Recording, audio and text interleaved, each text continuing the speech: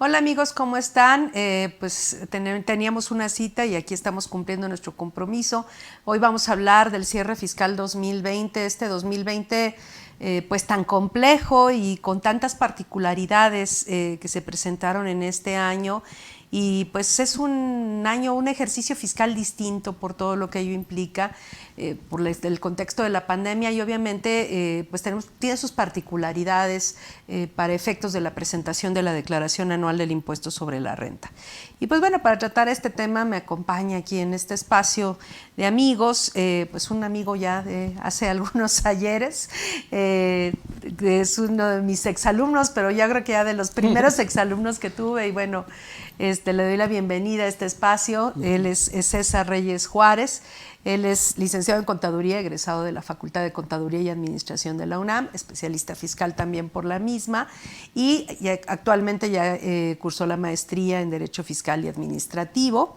Es expositor en diversos foros y pues siempre es un gusto convivir con él siempre en todos los espacios, pero particularmente en el ámbito técnico es todavía más grato porque la verdad es que siempre son pláticas muy enriquecedoras, que la verdad yo disfruto mucho.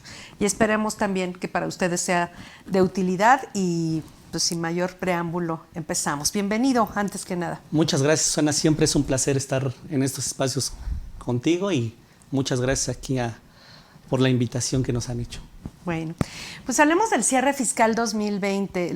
Si te parece, empezamos un poquito repasando la fórmula del ISR y vamos hablando de las cosas que sabemos que en la práctica, a lo mejor hay diferencias o la gente no considera algunas particularidades en términos de la ley y vamos puntualizando en cada caso cuando sea necesario los cuidados que tenemos que tener con relación en esencia a la pandemia y en relación en particular a lo que está sucediendo en este ejercicio fiscal, ¿no? Claro. Entonces, bueno, la fórmula del impuesto sobre la renta para la declaración anual, si quieres repetirla. Sí, bueno, recordemos que la determinación del impuesto sobre la renta pues es muy sencilla.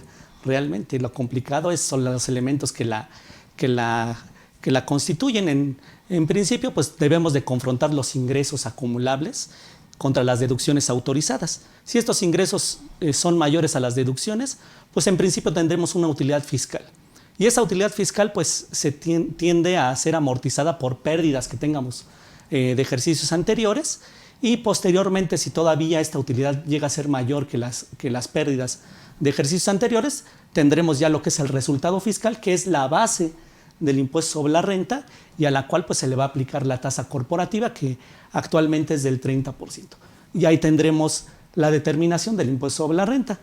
Sin embargo, aquí para la utilidad fiscal hay una partida que siempre ha sido no deducible, que es la PTU, y entonces esta PTU no es deducible, así lo establece el artículo 28, fracción 26ª, más o menos 25, 26, que establece que la PTU no es deducible. Es un gasto del año en que se genera y es un gasto no deducible, pero en el año en que se paga, la ley permite su disminución de los ingresos menos las deducciones, ¿no? Sí, en este caso, bueno, siempre se ha tenido una controversia en relación con este tema de la PTU, que si bien no se considera, como bien dices, una deducción autorizada, sí se considera una disminución a lo que es la determinación del impuesto sobre la renta. En este caso, cuando aún los ingresos son mayores que las deducciones, si tenemos esa PTU que se pagó en el ejercicio, la podríamos disminuir y haciendo la puntualización que no es una deducción autorizada,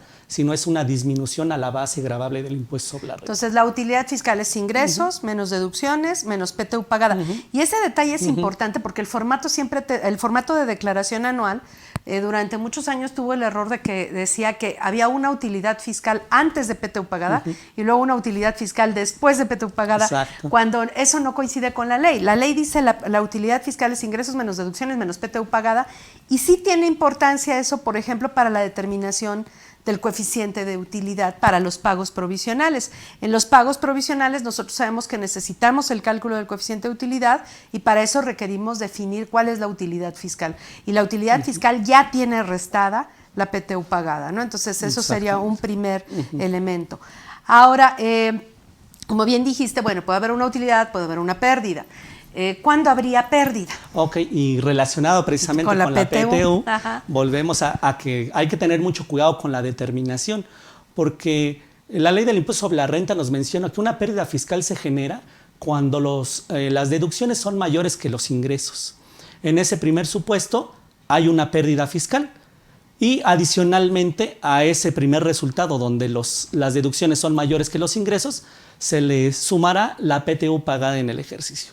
Y entonces, como consecuencia, nos da que la pérdida fiscal pues, sea mucho más grande. Sin embargo, aquí hemos detectado luego muchos errores en la determinación de la PTU. ¿Por qué? Porque de la pérdida, perdón, porque en primera instancia los ingresos siguen siendo mayores que las deducciones, pero al restarle la PTU pagada, pues ya se vuelve un resultado negativo, que en muchas ocasiones los contribuyentes piensan que es una pérdida fiscal.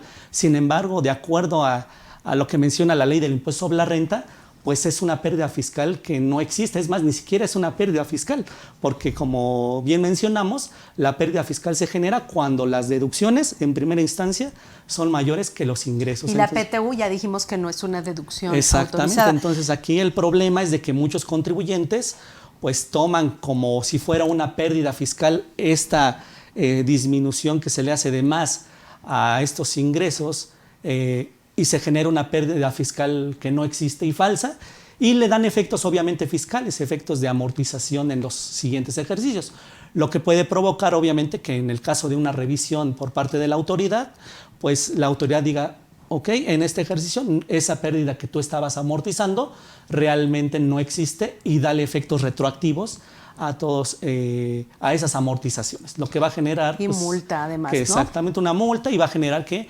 pagues el impuesto que llegaste a omitir por la aplicación de esa amortización, y obviamente los accesorios de las contribuciones. Sí, fíjate que esto no siempre ha sido así, porque antes, bueno, esto se generó desde que se disminuye la PTU pagada, pero anteriormente el reglamento de la ley del impuesto sobre la renta, que estuvo vigente hasta octubre de 2015, si no mal recuerdo, permitía generar una pérdida fiscal cuando teníamos ingresos menos deducciones, resultado positivo, y al restar la PTU pagada, el resultado era negativo. Lo permitía, había un artículo 12A del reglamento que estuvo vigente hasta octubre de 2015. Entonces, desde los ejercicios de 2015 en adelante sucede lo que estás planteando. No puede haber pérdida, el formato lo permite, sí, claro. Aunque no es, en términos de la ley, esa pérdida no existe. Porque no puede haber pérdida si los ingresos respecto a las deducciones son mayores, y hasta ahí tenemos un resultado positivo y después se voltea negativo. Eso no existe como pérdida. Entonces tendríamos 3 posibles resultados en la declaración anual. Utilidad fiscal, ingresos menos deducciones menos PTU, el resultado es positivo, es utilidad fiscal. Pérdida fiscal, ingresos menos deducciones, es negativo, y luego ese negativo se incrementa con la disminución de la PTU pagada, y esa es la pérdida fiscal, y cero. Exactamente. O sea, sí existe el cero en el cálculo de utilidad o pérdida fiscal, que sería el supuesto en el cual los ingresos respecto a las deducciones sean mayores, sea un resultado previo positivo, y al restar la PTU pagada, si la PTU pagada es mayor a ese importe, lo más que podemos obtener sería cero, sí, en ese caso, ¿no? Lo más que podríamos disminuir sería el monto de esa diferencia entre los ingresos y las deducciones, para que nos dé un resultado de cero, precisamente. Así es. Bueno, otro de los temas que se presentan ya al momento de llenar la declaración anual, aunque ahorita estamos hablando del cierre fiscal, pero siempre es importante, es, tienes tu utilidad fiscal y puede ser lo que dijiste, que tengas pérdidas de años anteriores. Y vas a restar esas pérdidas a esa utilidad y vas a generar un resultado fiscal.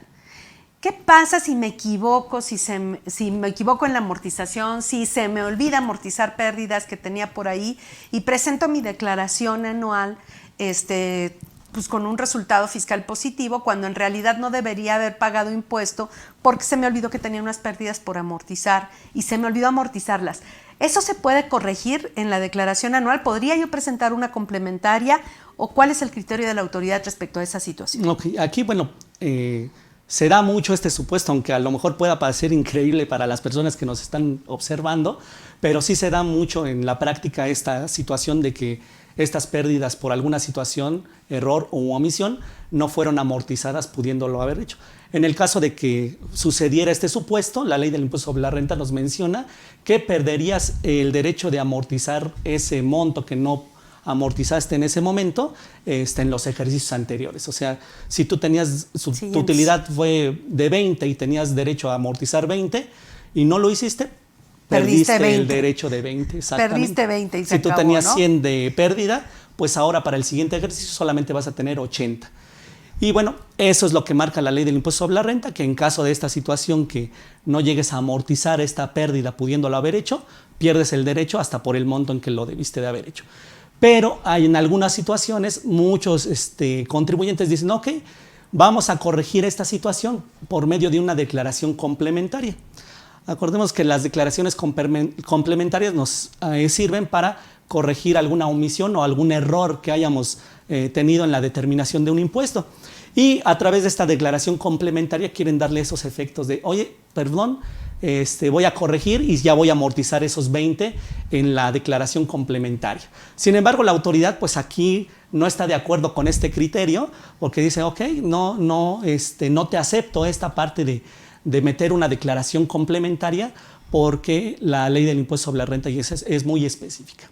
Y bueno, no hay un criterio como tal definido por parte de la autoridad. Sin embargo, los tribunales han emitido algunos criterios en base, que no son todavía jurisprudencias, ¿no?, pero son tesis aisladas en las cuales le dan la razón a la autoridad. ¿Por qué? Porque mencionan esas tesis aisladas que si bien las declaraciones complementarias sirven para corregir esos errores u omisiones, esta declaración complementaria contenida en el Código Fiscal de la Federación, artículo 32, va más allá de lo que menciona la ley del impuesto sobre la renta. La ley del impuesto sobre la renta es clara y menciona que si tú no amortizaste esta pérdida pudiéndolo haber hecho, pierdes ese derecho, y entonces esta tesis te menciona que las declaraciones complementarias contenidas en el Código Fiscal van más allá de lo que dice la ley del impuesto sobre la renta, que es la ley específica. Que bueno, tiene que ver con la naturaleza misma del código, ¿no? El código dice que se aplica en defecto de las leyes. Si ya la ley está estableciendo un supuesto particular para las pérdidas, entonces no aplicarían las complementarias en códigos. Creo que el criterio de los tribunales, ¿no? El argumento de los tribunales. Incluso el SAT lo ha interpretado como una opción, ¿no? Dice, u optas por amortizar tus pérdidas, u optas por perder tus pérdidas. Eso es lo que dice la ley. Y aquí el tema es que en términos del último párrafo del artículo 6 del Código Fiscal de la Federación, cuando hay opciones, la que elijas en la presentación de la declaración anual se vuelve definitiva y no la puedes corregir a través de una complementaria. Ese es también el argumento que pone a veces la autoridad, de decir, ya optaste por perder tus pérdidas conforme a la ley, y entonces no puedes corregir, no puedes presentar una complementaria porque eso implicaría un cambio de opción, ¿no? En ese caso. Y eso es también como lo ha interpretado la autoridad. El chiste es que de las dos formas tenemos que tener mucho cuidado en el llenado de los formatos anuales, porque ahí es donde manifiestas qué estás haciendo, ¿no? Si estás amortizando, no estás amortizando, etcétera, ¿no?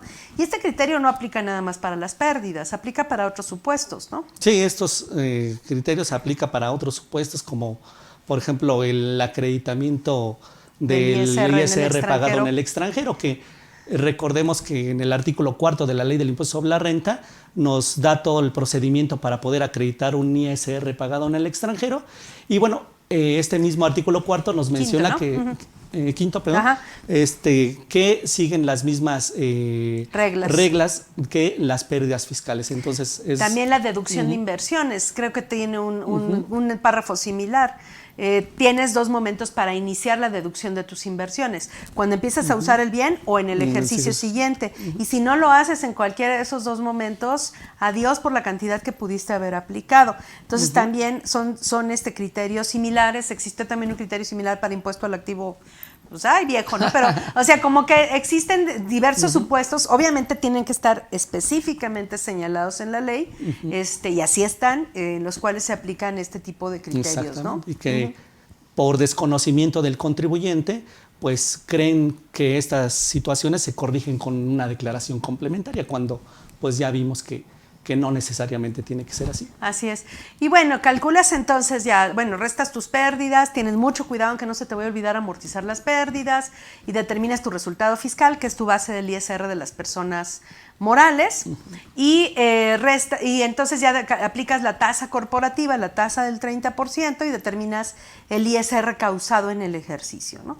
Contra este ISR causado, ¿qué podemos restar? Bueno, en principio, pues podemos restar lo que son los pagos provisionales, que recordemos los pagos provisionales, pues es un impuesto que se va pagando durante el ejercicio y es un impuesto que se da a cuenta del impuesto causado en el ejercicio. Realmente el impuesto que se causa no es el que determinamos cada mes, sino el que ya causamos o que determinamos en la declaración anual. Entonces, a ese impuesto causado le podemos restar los pagos provisionales. Posteriormente le podemos acreditar también el impuesto sobre la renta pagado en el extranjero y lo que es el impuesto sobre la renta cuando nosotros decretamos dividendos y se paga el impuesto sobre la renta sobre dividendos, también es un impuesto sobre la renta que se puede acreditar. Aquí hay varias aclaraciones, ¿no? El orden sí importa en este caso. De hecho, hay dos criterios normativos del SAT en el anexo 7. Uno para el ISR pagado en el extranjero, otro para el ISR pagado al distribuir dividendos que no provienen de CUFIN, y dice que va contra el impuesto causado antes de los pagos provisionales, ¿no? Ya el formato anual ahorita ya se corrigió y ya viene mejor. Ya viene más en orden. Más estructurado, pero en el que se aplicó en 2018 todavía venían los conceptos desordenados. Y obviamente te llevaban al error, porque te llevaban primero a aplicar los pagos provisionales y luego el ISR pagado en el extranjero, luego el ISR pagado al distribuir dividendos. Y como ya dijimos que en el tema del ISR pagado en el extranjero se aplican las mismas reglas de las pérdidas, si no aplicas correctamente el acreditamiento en el orden que va, podría dar lugar a que pudiendo aplicar más, apliques menos.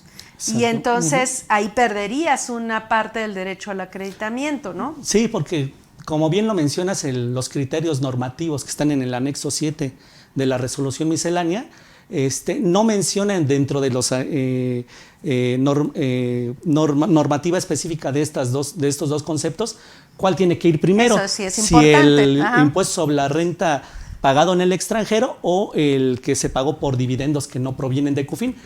Ahí no viene cuál podría ser el orden, si es primero uno o otro. Tú primero? Yo recomiendo que recordemos que el impuesto sobre la renta que se tiene que acreditar por pago de dividendos que no provienen de CUFIN, tenemos para poderlo acreditar el ejercicio donde se pagaron los dividendos y 2 ejercicios siguientes. Entonces, debido a esta situación, pues yo recomendaría que primero se acreditara ese impuesto sobre la renta, porque pues, es el que tiene menor plazo para poderlo amortizar, y posteriormente se pueda acreditar el impuesto pagado en el extranjero. Así es, porque se tiene 10 años. Porque tenemos, como en las pérdidas fiscales, 10 años para poderlo acreditar. Entonces, el orden recomendado para los acreditamientos, bueno, causo el ISR aplicando la tasa del 30% sobre el resultado fiscal. Ya tengo mi ISR causado. Luego resto el ISR pagado en el extranjero en términos del artículo 5º.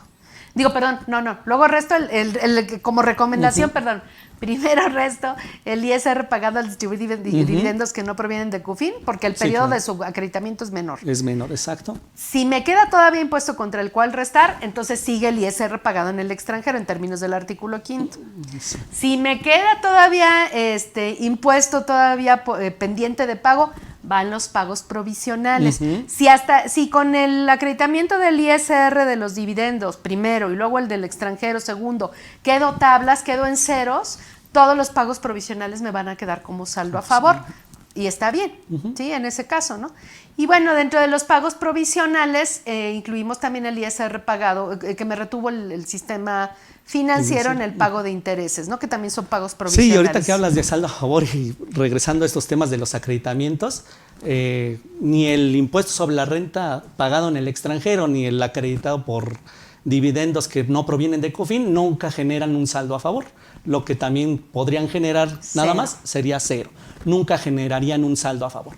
Lo que generaría el saldo a favor, como bien mencionas, ya es posteriormente el acreditamiento de esos pagos provisionales. Porque también se ha visto que los contribuyentes tienen comúnmente esos errores, que dicen, ok, tengo más impuestos sobre la renta pagado en el extranjero, meto todo y tengo un saldo a favor, más los pagos provisionales y mi saldo a favor es aún mayor. Y bueno, esto es específica la ley de impuesto sobre la renta, que estos dos acreditamientos no generan un saldo a favor. Entonces es muy importante también tener en consideración los amigos que nos están escuchando, que nos están viendo, que tomen en cuenta esta recomendación para que no tengan un saldo a favor que realmente o es menor el saldo a favor o ese saldo a favor pues no existe. Es inexistente, ¿no? Perfecto. Entonces, bueno, ya acreditó los pagos provisionales, en su caso, y acreditó también, aplicó también los estímulos o lo que haya pendiente de aplicar de estímulos fiscales, ¿no? Sí, claro. Hay que recordar, nada más hay que tener cuidado, los estímulos fiscales pueden ser muy diversos. El Código Fiscal de la Federación establece que cuando se trata de estímulos fiscales, por regla general hay que presentarle un aviso al SAT en términos del artículo 25 del Código. La gran mayoría de los decretos dicen no me presentes el aviso, pero bueno, hay que estar seguro de si hay que presentar aviso o no, porque a veces pude haber aplicado el estímulo y no sabía que tenía que presentar el aviso y entonces por ese simple hecho podría estar en duda la aplicación del estímulo que en su caso proceda, ¿no? Exacto. Pero bueno, entonces nada más eso. Y esos estímulos pueden generar una disminución al pago o pueden generar una deducción adicional. En fin, pueden ser muchos los supuestos en los que se podrían aplicar esos estímulos fiscales. Es correcto, sí. Entonces hay que ver primero, leer el estímulo fiscal. Si dentro del mismo estímulo fiscal menciona expresamente que no hay que presentar aviso, bueno, no lo presentamos, pero si no es así, hay que presentar el aviso que mencionas. Bueno, entonces ya vámonos entonces si quieres al detalle y ahora sí vamos viendo las particularidades.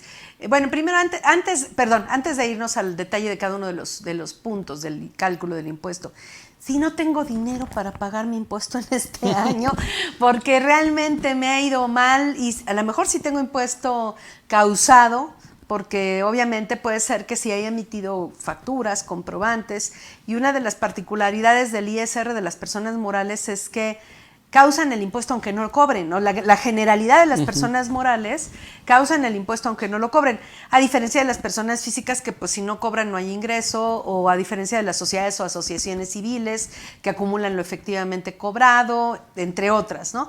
Pero la regla general en personas morales es que existiendo comprobante o entrega del bien o exigibilidad, etcétera, hay ingreso y entonces puede ser que tenga una utilidad en papel, pero tenga problemas pues fuertes de liquidez, ¿no?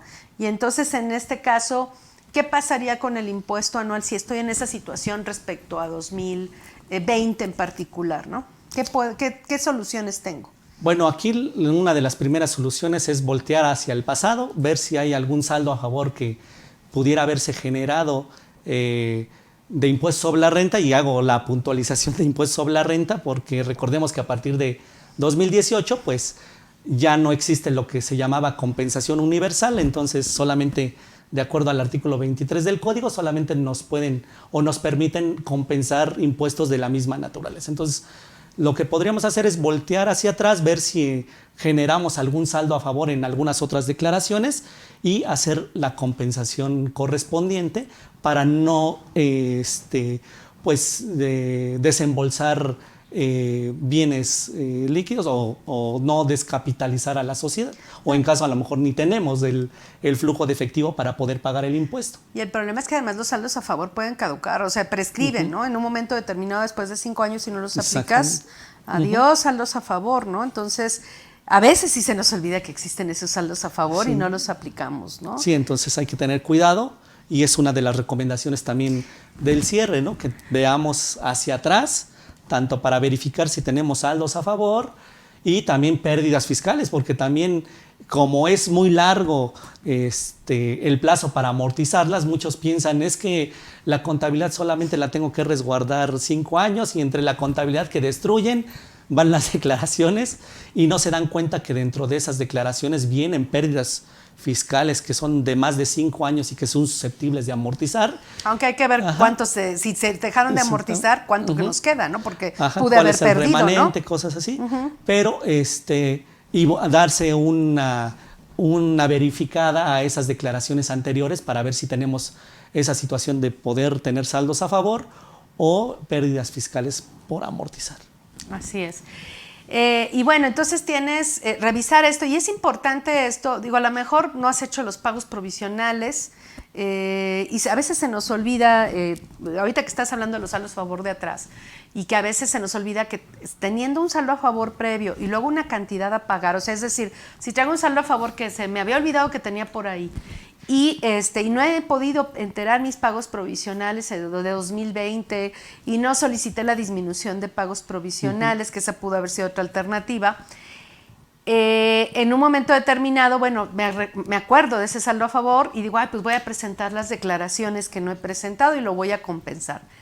Pero muchas veces a los contadores se nos olvida que está el artículo 15 del reglamento del Código Fiscal de la Federación, que dice que si hay un saldo a favor que nace antes que un saldo a cargo, no hay recargos. Exactamente. Entonces, a veces pagamos recargos de más, porque como ya nos estamos acostumbrando a que el cálculo de los recargos lo hace el SAT, entonces, bueno, la página del SAT los calcula en forma automática, entonces ya capturamos los impuestos a pagar y mandamos y pagamos, cuando no sabemos que los saldos a favor que se generaron previamente al saldo a cargo permiten que no se paguen recargos hasta por el monto del saldo a favor. Y si fuera al revés, si por ejemplo ahorita no pagué los, no sé, retenciones, bueno, no retenciones, provisionales de ISR, y hubiera un saldo a favor que se generara más adelante, yo tuviera deudos del pasado y se compensa hacia atrás ese ISR contra ISR, lo que también dice el reglamento del código es que los recargos sí se van a generar por el adeudo previo, pero van a ir corriendo hasta la fecha en que nace el saldo a favor, ahí se paran, siempre y cuando obviamente ese saldo a favor alcance para pagar ese saldo a cargo, ¿no? Entonces, se nos olvida el artículo 15 del reglamento y muchas veces pagamos lo que dice el portal del SAT y porque además mañosamente en el portal del SAT las compensaciones vienen después del saldo a cargo y los recargos y las actualizaciones, cuando en realidad pues deberían venir antes, porque eso permitiría que no se generaran estos recargos y actualizaciones en exceso. Sí, fíjate que también este caso que comentas, también es muy común que pase con el subsidio al empleo, que también podemos acreditar contra las retenciones, es el mismo contra caso. El ISR propio, ¿no? Ajá. Como la página del SAT ya al momento de ingresar los datos iniciales, te calcula ya los accesorios, pues no tenemos el cuidado de, aunque acreditamos ese subsidio al empleo, pero recordemos que, bueno, si el subsidio al empleo es mayor a las retenciones o al impuesto sobre la renta que vamos a acreditar, pues en este caso la base sería 0 y no habría por qué pagar esos accesorios. Sin embargo, bueno, como mañosamente, como dices, la página del SAT los calcula antes de poder acreditar el subsidio al empleo, pues el contribuyente no tiene el cuidado de poner cero y declaran de alguna manera con esos recargos y actualizaciones que no se debieron de haber pagado. Entonces, si ustedes están teniendo atrasos en el pago de contribuciones para 2020, que seguramente ocurrió mucho porque hay precisamente falta de liquidez, pero efectivamente tenemos saldos a favor, tenemos el propio subsidio para el empleo, a pesar de que el sistema del SAT calcula los recargos y actualizaciones sobre el monto a cargo sin restar primero el subsidio para el empleo y las compensaciones, eso es un error de la página del SAT. Y entonces ustedes más bien tendrían que hacer en sus papeles de trabajo el cálculo de los recargos y actualizaciones sobre la diferencia. El impuesto a cargo menos el subsidio para el empleo o el impuesto a cargo menos el saldo a favor, y ya la diferencia sería lo que generaría recargos y actualizaciones. Obviamente considerando lo que dice el artículo 15 del reglamento, ¿no? Del código. Si el saldo a favor nació antes, pues no hay recargos y actualización. Si el saldo a favor nació después, sí se generan recargos y actualizaciones, pero el hecho de presentar la declaración con saldo a favor posterior es como si hubiera pagado, ¿no? En esa fecha. Aunque no haya pagado, es como si hubiera pagado en esa fecha, y eso detiene el cálculo de los recargos y las actualizaciones, ¿no? Entonces, si están regularizando estas empresas, si tienen esta situación para 2020, tienen que considerar el cálculo correcto de los recargos y actualizaciones, ¿no? Es así. Bueno, entonces, bueno, fíjate, hablando de los pagos provisionales y la falta de liquidez, una opción pudo haber sido... Sí, sí, sí. Y de hecho, en este contexto del COVID-19, muchas de las sociedades pues se vieron inmersas en esta situación en la cual pues recordemos que los pagos provisionales se generan con un coeficiente de utilidad que se genera con datos del ejercicio anterior. Y muy probablemente, bueno, nadie nos imaginábamos que en este 2020 iban a suceder todas estas contingencias. Muy probablemente en muchas de las sociedades se generó un coeficiente de utilidad porque fue un buen año y un coeficiente de utilidad demasiado alto que no refleja la situación actual que se vivió en 2020 y los pagos provisionales que se generaban eran demasiado altos. Entonces muchas de las sociedades lo que hicieron fue precisamente pedir una disminución a los pagos provisionales o una disminución al coeficiente de utilidad. Nosotros lo conocemos en el argot como disminución a los pagos provisionales, pero bueno, si quiere ser muy técnico o preciso, es una disminución al coeficiente de utilidad. Para el año de Para el año que se tenga. Muchas de las sociedades pues lo que hicieron fue meter su autorización para la disminución de pudieron habérselas negado, ¿verdad? Y pudieron habérselas negado, precisamente. Ahora, si pensaban que iba a ser un año muy malo, muchas empresas se están recuperando en el último trimestre y resulta que no fue tan malo y se equivocaron y a lo mejor sí pagaron de enero a junio los pagos provisionales como eran. En julio solicitaron la autorización para disminuir los pagos provisionales. Dijeron, no, es que para este año no debería yo tener ni coeficiente porque voy a perder, ¿no? Y ya no pagaron nada de julio a diciembre. Y luego resulta que sí tuvieron utilidad, sí, porque claro, en el último trimestre se recuperaron, es el caso de algunas. Sí, claro. Entonces, en ese caso, ¿qué pasa si yo solicito autorización? ¿Qué efectos tendría en ese caso? Pues en este caso, recordemos que para la autorización tú tienes que tomar tu bola de cristal y ver y estimar casi el impuesto sobre la renta que tú vas a determinar o el causado. Obviamente con esta situación que comentas, pues esa bola de cristal nos falló y pues lo que tendrías que hacer es retroceder y corregir precisamente esos pagos con sus accesorios correspondientes. Entonces es importante esa parte y como bien comentas, pues de lo malo, lo bueno, porque muchas de las sociedades a partir de la entrada en vigor del Tratado de Libre Comercio, que fue el 1 de julio, pues lo que han experimentado en muchos casos es una situación creciente en lo que son sus actividades. En exportaciones. Exactamente, derivado precisamente de esa situación del Tratado de Libre Comercio, donde pues todas las líneas de producción pues se empezaron a reestructurar las cadenas de suministro, exactamente, ¿no? Entonces eso es lo que ha provocado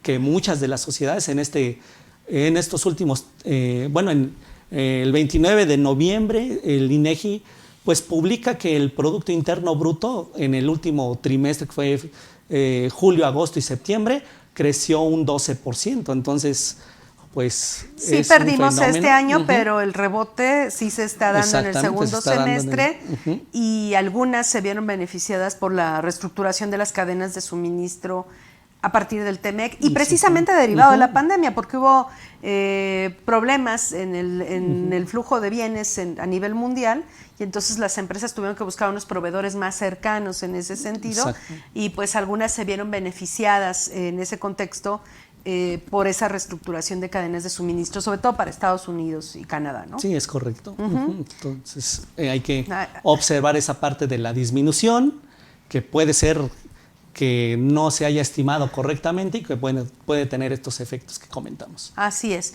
Bueno, ahora entonces hablamos que si tenemos problemas de liquidez, pudimos haber solicitado una disminución de pagos provisionales, tenemos que revisar nuestros saldos a favor, tenemos que calcular correctamente los recargos y actualizaciones. Y otro tema también es, a lo mejor no pude hacer los pagos provisionales y no solicité la autorización para disminuir pagos provisionales. Y pues yo casi estoy segura que voy a perder o voy a tener una utilidad muy baja y a lo mejor con lo que pagué en enero, febrero, marzo, a lo mejor hasta abril todavía que pude pagar, con eso a lo mejor sí la libro para 2020. ¿Cuál sería la recomendación en ese caso si pues ya no pedí la autorización y bueno, ya sé que voy a tener una utilidad muy baja o incluso una pérdida? Bueno, aquí la recomendación es obviamente pues hacer esa estimación o esa situación en la cual pues nosotros podríamos verificar el coeficiente de utilidad que vamos a tener para el siguiente ejercicio, y obviamente derivado de esta situación pues ese coeficiente puede ser también muy menor, y obviamente eso también nos podría provocar efectos también a largo plazo con los pagos provisionales porque, del año que entra. Porque así como se están estimando la situación económica, bueno, si bien la pandemia por lo pronto va a estar con nosotros por lo menos el primer trimestre del año 2021. Y te estás viendo muy optimista. Corto. Muy optimista. Sin embargo, bueno, a estas empresas en las cuales sí su situación económica les favoreció precisamente en lugar de verse perjudicados, pues aquí el efecto podría ser hasta el siguiente año. ¿Por qué? Porque si bien presentan pagos provisionales muy pequeños, en la declaración anual pues les puede salir un impuesto considerable, y que obviamente pues hay que tener las medidas pertinentes para poderlo provisionar y visualizar para que no nos tome de sorpresa y tengamos que hacer un desembolso el cual la sociedad no esté considerando. Pero en un momento determinado, si ya sabes que tu resultado 2020 va a ser cercano a la pérdida, o que inclusive con lo que ya pagaste en los 3 primeros meses del año ya liquidaste el impuesto anual, y no solicitaste autorización para disminuir pagos provisionales y no los pagaste porque no tuviste liquidez, pues yo creo que también una posibilidad sería presentar la declaración anual a más tardar la fecha de presentación del pago provisional de diciembre, o sea, por ahí del 17 de enero, presentar la declaración anual, aunque después se corrija ya bien, pero presentar la declaración anual, declarar la pérdida o la utilidad bajita, generar a lo mejor el saldo a favor en ese momento, y si adeudé pagos provisionales, por ejemplo, de abril a diciembre, porque ya no tuve liquidez para pagar, pues ya no pagaría los pagos provisionales, porque con lo que pagué de enero a marzo ya se pagó el impuesto anual, suponiendo que esa sea la situación, y entonces lo único que pagaría serán los recargos y actualizaciones de los pagos provisionales que no enteré en su momento, vamos a suponer que fuera abril a diciembre, sin pagar el impuesto, nada más el recargo y la actualización. ¿Por qué?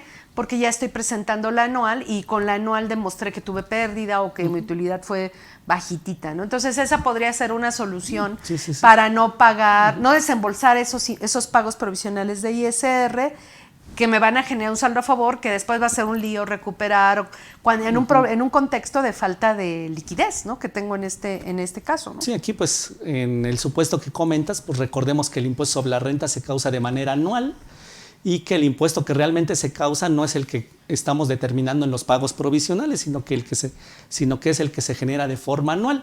Si nosotros de alguna manera en nuestra declaración anual no tenemos impuesto, pues el perjuicio a la autoridad fiscal o al fisco pues no es ninguno. ¿Por qué? Porque de alguna manera nuestro impuesto causado era, o ya sea un impuesto muy bajo que se alcanzó a cubrir con los pagos que hice en enero, febrero y marzo, o fue una pérdida y en el cual pues el fisco no se vio perjudicado o no se erosionó esa parte de la recaudación.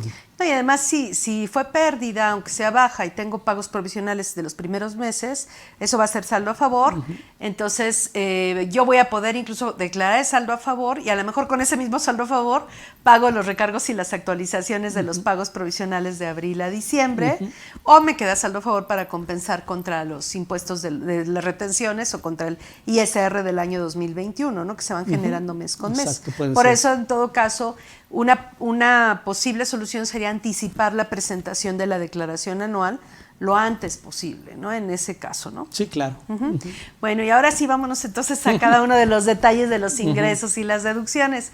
Hablando de ingresos, de los ingresos de la actividad preponderante, ¿qué cuidados tendría que tener ahorita que estoy haciendo mi cierre fiscal?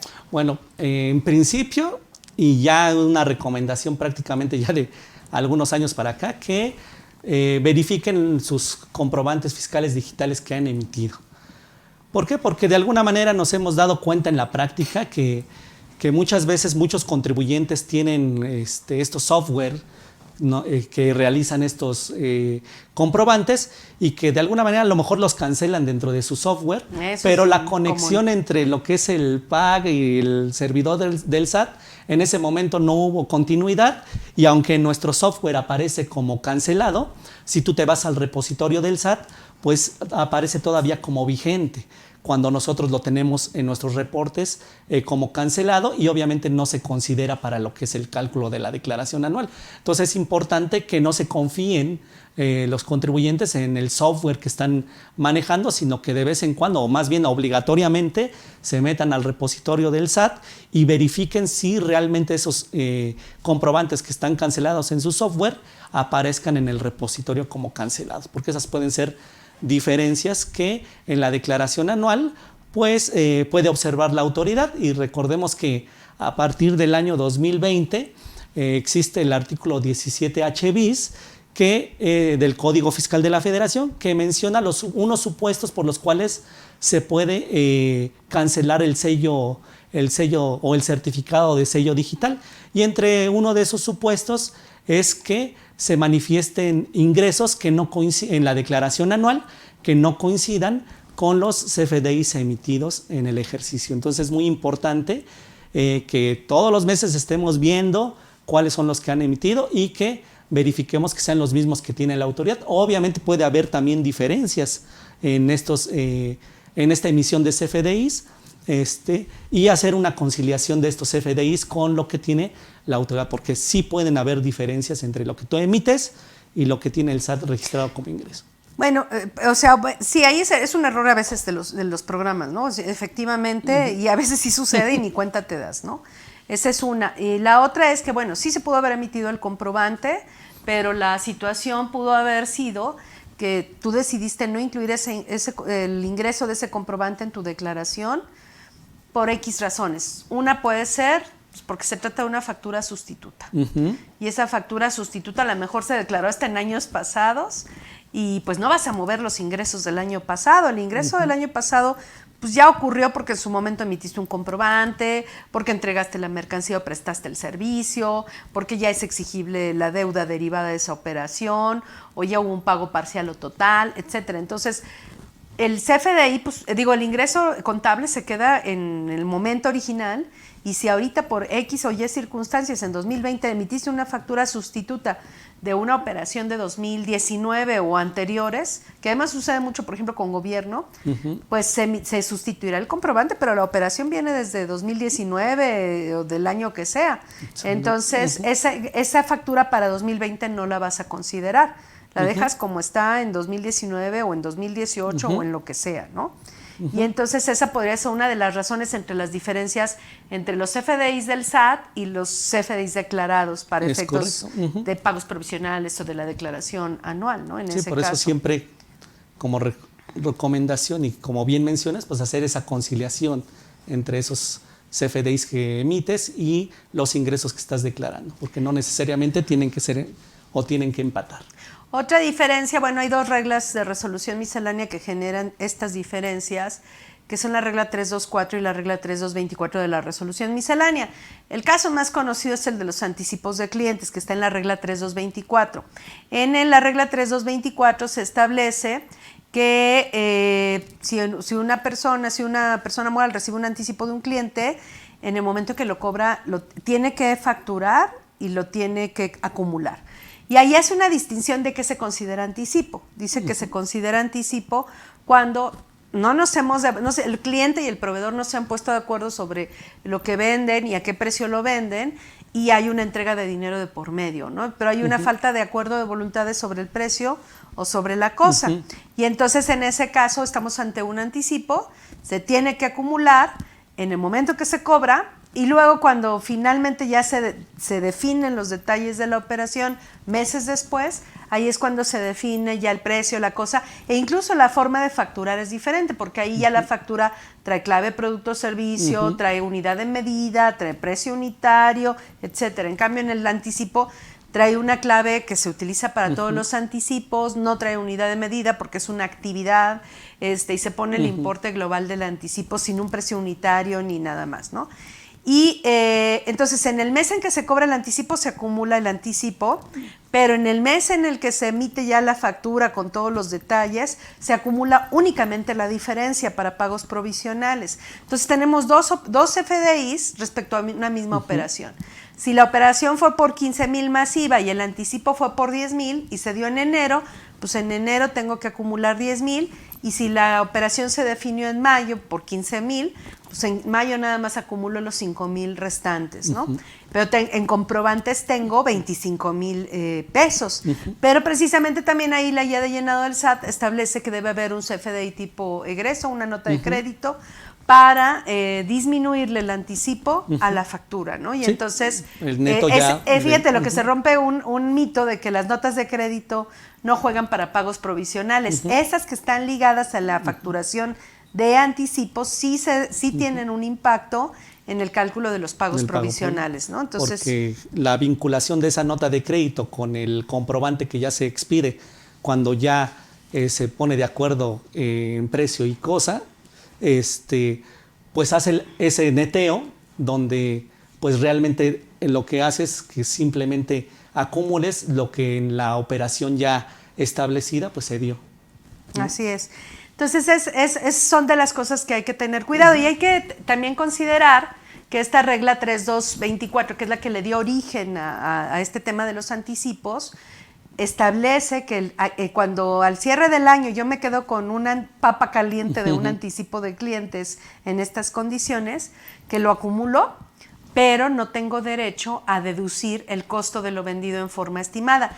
Eso cambió desde julio de 2017 y mucha gente todavía sigue pensando que cuando hay anticipos de clientes acumulo y puedo deducir en forma estimada el costo de lo vendido, lo cual es falso, ¿no?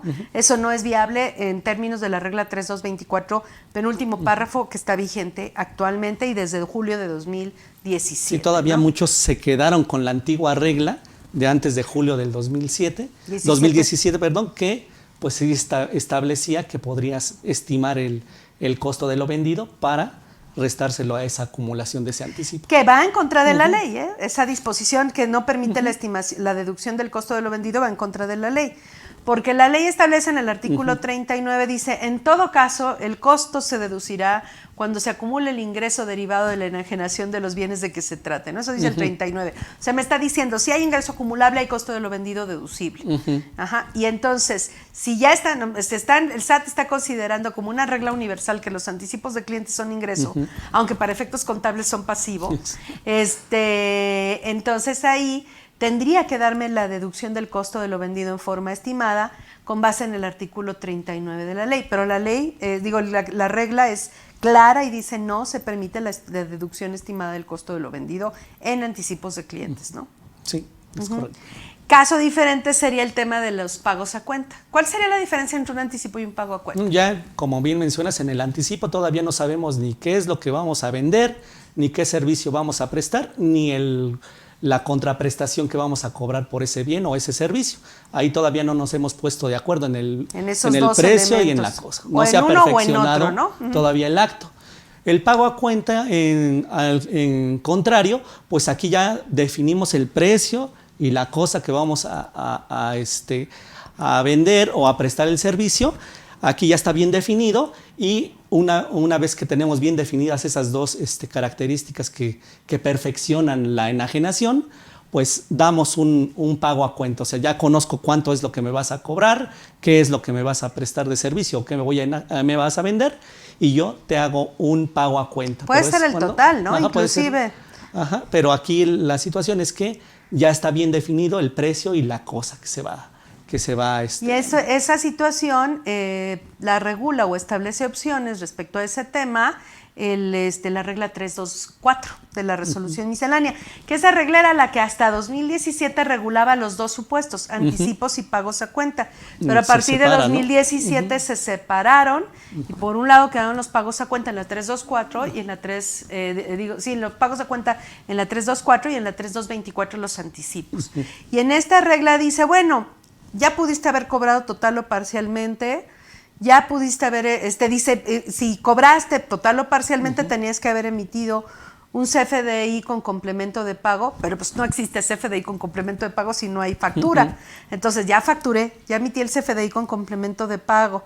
A lo mejor no emití el CFDI con complemento de pago porque me pagaron todo y entonces el CFDI con el CFDI de la operación salió con método de pago PUE. Entonces ya tengo esos dos. Dice, y lo único que te falta es entregar el bien o prestar el servicio. Dice, si ese es el caso, bueno, lleva un registro y vas a acumular esos ingresos de esos comprobantes, los vas a acumular para pagos provisionales hasta el momento en que vayas entregando el bien o vayas prestando el servicio. Si no entregas, eso es lo que establece la regla. Si llegas al final del año, ya cobraste, ya facturaste y no has entregado el bien o no has prestado el servicio, bueno, sí, para la declaración anual sí acumulas lo que ya cobraste. Pero a diferencia de los anticipos, ahí sí me permiten estimar el costo de lo vendido y establecen la regla para la forma de cálculo del costo de lo vendido. Sí, te digo, ¿no? La confusión es de que en esa reforma de julio del 2017 se separan esas dos reglas, donde ya cada una habla específicamente de los pagos anticipados o del anticipo de pagos anticipados o de los pagos a cuenta. Entonces todavía existe esa confusión, pero las dos reglas se separaron y cada una habla específicamente de esos temas. Son dos temas diferentes, totalmente diferentes, ¿no? En ese caso. Y bueno, entonces esa sería otra de las causas por las cuales mis ingresos para pagos provisionales no coinciden con los CFDIs emitidos que están en el repositorio del SAT, ¿no? Eso se podría ser otra de las situaciones en ese caso. Pero bueno, tengo que hacer esa conciliación. Porque si un día el SAT me pidió, oye, a ver, dime, ¿por qué no incluiste todos estos CFDIs? Pues yo tengo que saber mes por mes qué CFDIs no incluí para la declaración, ¿no? En ese caso. Bueno, después de los ingresos en términos generales, bueno, hay una pregunta que te haría. A veces es muy común que las personas digan, ay, es que eso de cancelar facturas es muy complicado, ¿no? O sea, ¿no sería mejor o más fácil hacer una nota de crédito, un CFDI tipo egreso? O sea, vamos a suponer que la operación sí se canceló o que el comprobante estaba mal y que quieren que lo sustituya y que en lugar de que hagan la cancelación de la factura o la sustitución de la factura, quieran emitir un CFDI tipo egreso. ¿Tú cómo ves eso? ¿Realmente se vale utilizar eso como para evitarme estas latas de la cancelación o de la sustitución? Aquí, bueno, recordemos que para efectos financieros, pues una nota de crédito lo que hace es disminuir los ingresos, pero para efectos fiscales, si tú estás cuidando ese aspecto de los efectos fiscales, pues las notas de crédito son para devoluciones, descuentos y bonificaciones. Eso está expresamente dicho en el artículo 29, al final del 29 del Código Fiscal de la Federación. Esa es la razón de ser de los CFDIs tipo egreso, ¿no? Entonces, si es una cancelación o es una sustitución de factura y emites la nota de crédito, pues ahí sí, para empezar no es correcto, ¿no? Pero además se van a quedar las dos facturas vivas para los pagos provisionales y vas a pagar de más en los pagos provisionales, pudiendo haber aplicado la factura sustituta y hacer la práctica correcta que establecen las leyes, ¿no? En ese caso. Creo que ya tenemos algunas preguntas. Vamos a ver cuáles son las preguntas que tenemos. De Álvaro Escalante. En el caso que tengamos una utilidad, la operación de restar ingresos menos deducciones y al restar la PTU se genera una pérdida. ¿Qué pasa con la diferencia de la PTU que no se resta? Ok, como ya habíamos mencionado, esa diferencia, bueno, aquí viene un ejemplo numérico, ingresos 100, deducciones 80, PTU pagada 30, técnicamente, o como mencionábamos, si caemos en el error, pues tendríamos o podría en algunos supuestos pensar el contribuyente que tiene una pérdida ¿de qué? De 10. Sin embargo, aquí en este ejemplo que nos ponen, ¿es correcto? Realmente lo único que podrías disminuir de esa PTU serían hasta 20 y tener como resultado 0. Esos 10 de diferencia, pues prácticamente se estarían perdiendo. Así es. Lo cual, obviamente sí podría ser objeto de impugnación Sí, claro. porque yo que estoy en esta situación no puedo restar toda mi PTU y otra que no está en esa situación sí puede restar su PTU, pero la presentación correcta, bueno, apegada a ley sería la que menciona la persona que hizo esta pregunta, y si no está de acuerdo y quiere generar una pérdida y tendría que irse, pues impugnarlo ante un tribunal. Exacto. Y bueno, a ver cómo le va, ¿no? Sí, pero se vale en ese caso. Pero así como está la ley y el reglamento, en principio, y si no quiere enfrentarse al SAT en un tribunal, pues la presentación sería la que describió y pierde los 10 restantes. Exactamente. Eder Fabián, las despensas, regalos, pavos, etcétera, ¿son deducibles al 100% o parcialmente deducibles si se considera que es previsión social, o qué tipo de gasto se considera? Ok, bueno, recordemos que en principio pues, las despensas pues, se consideran previsión social, y el concepto amplio de previsión social es toda aquella prestación que se da por el servicio subordinado que incremente la calidad de vida del empleado. En este caso, si tú le otorgas una despensa, un pavo o lo que mencionan acá. Sin embargo, aquí el problema es que en materia de despensa, por ley, es obligatorio hacerlo a través con monederos electrónicos. De vales de despensa. Ya no Entonces, se vale. en este caso, pues no. Sí, el requisito es que, por ejemplo, esas despensas se tendrían que entregar a través de monederos electrónicos autorizados por el SAT. Sería lo mejor, que es lo que establece el SAT. Y no sé si a lo mejor la pregunta vaya encaminada a lo que marca el artículo 28, fracción 30, que dices, bueno, todo esto al ser ingreso exento del trabajador, pues para la persona que lo está otorgando, para el empleador, pues esa parte exenta de esos ingresos que tienen los trabajadores, pues no se podría deducir al 100%, sino se tendría que deducir solamente al 47%. O al 53%. Bueno, y si se los está regalando a los clientes, habría que recordar que el artículo 28, fracción quinta, si no mal recuerdo, establece que las atenciones a clientes sí son deducibles, siempre y cuando se otorguen a los clientes en forma general. Si no se otorgan en forma general, no. Entonces habría que ver cuál es la política en este caso, estandarizar la política, y si fuera clientes, como atenciones a clientes en términos del mismo artículo 28 de los no deducibles, sí lo permite con esa condición. Y si para trabajadores, pues sería un ingreso en bienes, a lo mejor bajo el tema de previsión social, sí, pero en despensa la ley es específica y habla de monederos electrónicos. Aunque no recuerdo si da la opción de otros bienes. No recuerdo, la verdad. No, tendría que verificarlo. No estoy segura, ahorita no tengo la ley, pero en principio son vales los que permite la ley. Lupita dice, ¿procede el estímulo fiscal en caso de construcción de casa, habitación? Hay que dar aviso al SAT. Es persona física con actividades empresariales. No sé a qué estímulo se refiera. No sabría a qué estímulo se refiere, Lupita. Hay en materia de vivienda, sí hay un estímulo para los desarrolladores inmobiliarios que si ellos mismos le venden en abonos, digamos, las casas a sus clientes y los clientes no reciben financiamiento ni del Infonavit, ni del Fobiste, ni del banco, sino directamente de la empresa que construye las casas, ahí a la desarrolladora inmobiliaria, bueno, el que construye las casas le dan la oportunidad de acumular los ingresos exigibles de acuerdo al contrato, pero el contrato de compraventa de la casa tiene que estar registrado en la Profeco. No sé si se refiere a esto. La pregunta es si una persona física que está con actividad empresarial está construyendo su casa, ¿eso lo puede deducir? No, porque no es un gasto estrictamente indispensable. No sería lo único en el sentido en que entendería la pregunta, ¿no? Daniel, ¿qué personas físicas y morales están obligadas y exentas de presentar el aviso de compensación al aplicar el saldo a favor? En principio, si el saldo a favor, se llenan los datos del formato, ¿no? Ajá. Sí, cuando nosotros hacemos lo que es la declaración en el formato de declaraciones y pagos, ahí nos abre un campo de compensaciones donde nos permite poner todos los datos referentes a ese saldo a favor, la fecha de presentación, el saldo a favor original, el número de operación, el saldo remanente que todavía tenemos. En principio, ahí nos da los datos. había una regla de resolución miscelánea que te mencionaba que con la presentación de ese formato ya era suficiente. Sin embargo, ahora ya no, se tendría que presentar el aviso de compensación y se tendrían 5 días posteriores al compensar el saldo a favor.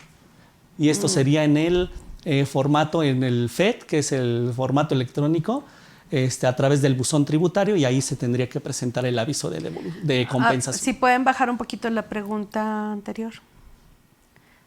Bueno, y en personas físicas, sí, a veces también ¿cómo se llama? Es aviso de compensación, no estaba pensando en devoluciones, no, están bien.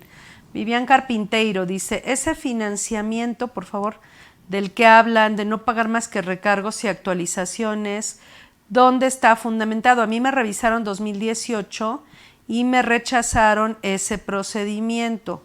Bueno, obviamente, si no se enteraron los pagos provisionales en tiempo y forma y no se solicitó disminución de pagos provisionales, pues yo tengo que, en principio, presentar las declaraciones, pagar actualizaciones y recargos.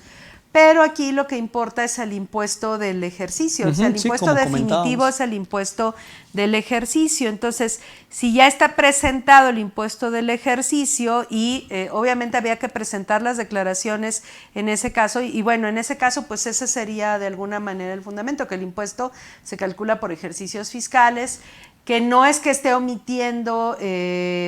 o sea, si estoy pagando estoy, digamos, pagando mi pecado con el SAT por el perjuicio que le ocasioné por la falta de pago oportuno de los pagos provisionales, pero si yo le pago ese impuesto, él me lo va a tener que devolver finalmente. Sí, aquí al final de cuentas, bueno, no hay más que criterios que ha emitido la misma Corte, donde te menciona que con el pago de los accesorios que tú realices a la autoridad fiscal o al fisco, pues realmente con eso le estás pagando los daños y perjuicios que pudieras haber ocasionado por la omisión de esos pagos provisionales, pero que en realidad el impuesto que se causa, ya sea en este caso personas morales, es el impuesto del ejercicio. Entonces aquí el único perjuicio que tiene el fisco es el que si en algún momento hubo una cantidad por pagar en los pagos provisionales, pues se debieron de haber pagado con sus respectivos accesorios, la actualización y los recargos.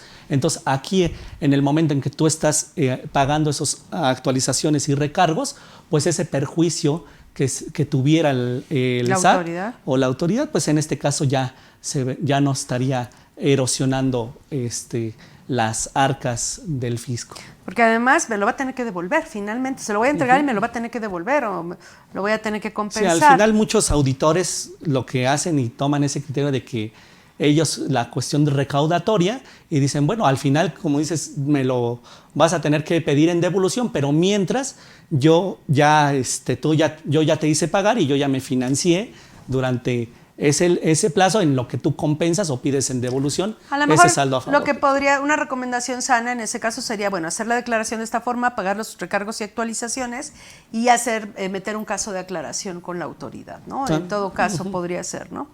¿Puede apoyarme con estas preguntas? Una empresa por situación de COVID no tiene recursos para los honorarios de vengados en el año 2020, entre ellos el pago de honorarios a una persona física, gerente de producción y accionista de una empresa, la cual sugiere que se compense esta deuda con pago a partes sociales de la empresa. ¿Es posible? Bueno, de que si hay un pasivo con una persona, con un accionista, le debemos dinero, sí se puede capitalizar esta deuda, es viable sin mayor problema, se emiten acciones o partes sociales y sería una forma de pagar la deuda. Ahora, en este caso, pues si se le estamos pagando la deuda y viene derivado de honorarios y demás, pues yo diría que de todas maneras sí procedería a las retenciones, creo yo, en ese caso. ¿Qué opinarías en este supuesto? Sí, en este caso, pues como el origen principal de la deuda es de un servicio personal independiente, pues en todo caso procedería a la retención. Y aquí un detalle importante en esta situación es que si se va a hacer esta operación, pues en materia corporativa pues se tenga el acta correspondiente donde precisamente se haga esta capitalización de este adeudo y se tenga el acuerdo de los socios de la sociedad que este adeudo pues se capitalice y que forme parte del capital contable de la sociedad. ¿Tendría que expedir el CFDI? Sí, la forma de... bueno, en este caso, pues sí tendría que emitirse el CFDI, está la deuda del honorario y bueno, la reconocen en la asamblea y capitalizan la deuda y emiten las acciones. ¿Es algún régimen especial? No, pues sería lo que cobraría, serían los honorarios propiamente, ¿no? Aquí inclusive existe un criterio del SAT en el anexo 3 de la resolución miscelánea de las prácticas fiscales indebidas, ¿no? Donde habla de que cuando una persona aporta un bien a una sociedad, que en ese caso se considera extinguida la obligación y que se tiene que pagar el impuesto al valor agregado. Entonces, sería el mismo supuesto en este caso, aunque el otro se refiere a bienes, pero aquí estaríamos hablando de servicios, entonces sí sería lo mismo, ¿no? Entonces, en este caso es una forma de cobro, ¿no? Le están entregando un bien. Exactamente, la forma de... Que de hecho ahí hubo una una interpretación ahí en controversia porque... la persona física entrega mercancía o entrega maquinaria, es el caso que plantea el criterio, y le entrega como aportación de capital y a cambio pues le dan acciones. Y entonces hubo quien interpretó que como la acción es un título de crédito, entonces lo que está recibiendo a cambio de la enajenación del bien es un título de crédito. Y el 1B de la ley del IVA dice que cuando la obligación se extinga con la entrega de títulos de crédito, no se causa el IVA sino hasta el momento en que ese título de crédito se convierta en dinero. Y entonces así lo aplicaron, le decían, pues no se causa el IVA por la aportación de bienes a la empresa. Pero entonces el SAT dijo, cuidado con ese tema, porque si bien es cierto que las acciones que recibe el accionista son títulos de crédito, lo cierto es que el caso particular de las acciones es muy especial porque las acciones también son bienes muebles. Exacto. Dice, entonces tienen esa doble característica de título de crédito y bienes muebles. Entonces te están liquidando la contraprestación con la entrega de un bien y entonces por lo tanto sí se causa el IVA en este caso cuando se entregan bienes a cambio de acciones. Y yo creo que aplicaría lo mismo para este supuesto de la capitalización de deuda cuando está de por medio la prestación de servicios profesionales, que es lo que creo que están planteando, ¿no? Fabricia, ¿qué pasa si se otorga un servicio del año fiscal que se cierra? ¿Se podrá facturar en enero o tiene que ser dentro del año fiscal? ¿Te acuerdas que platicábamos de esto, no?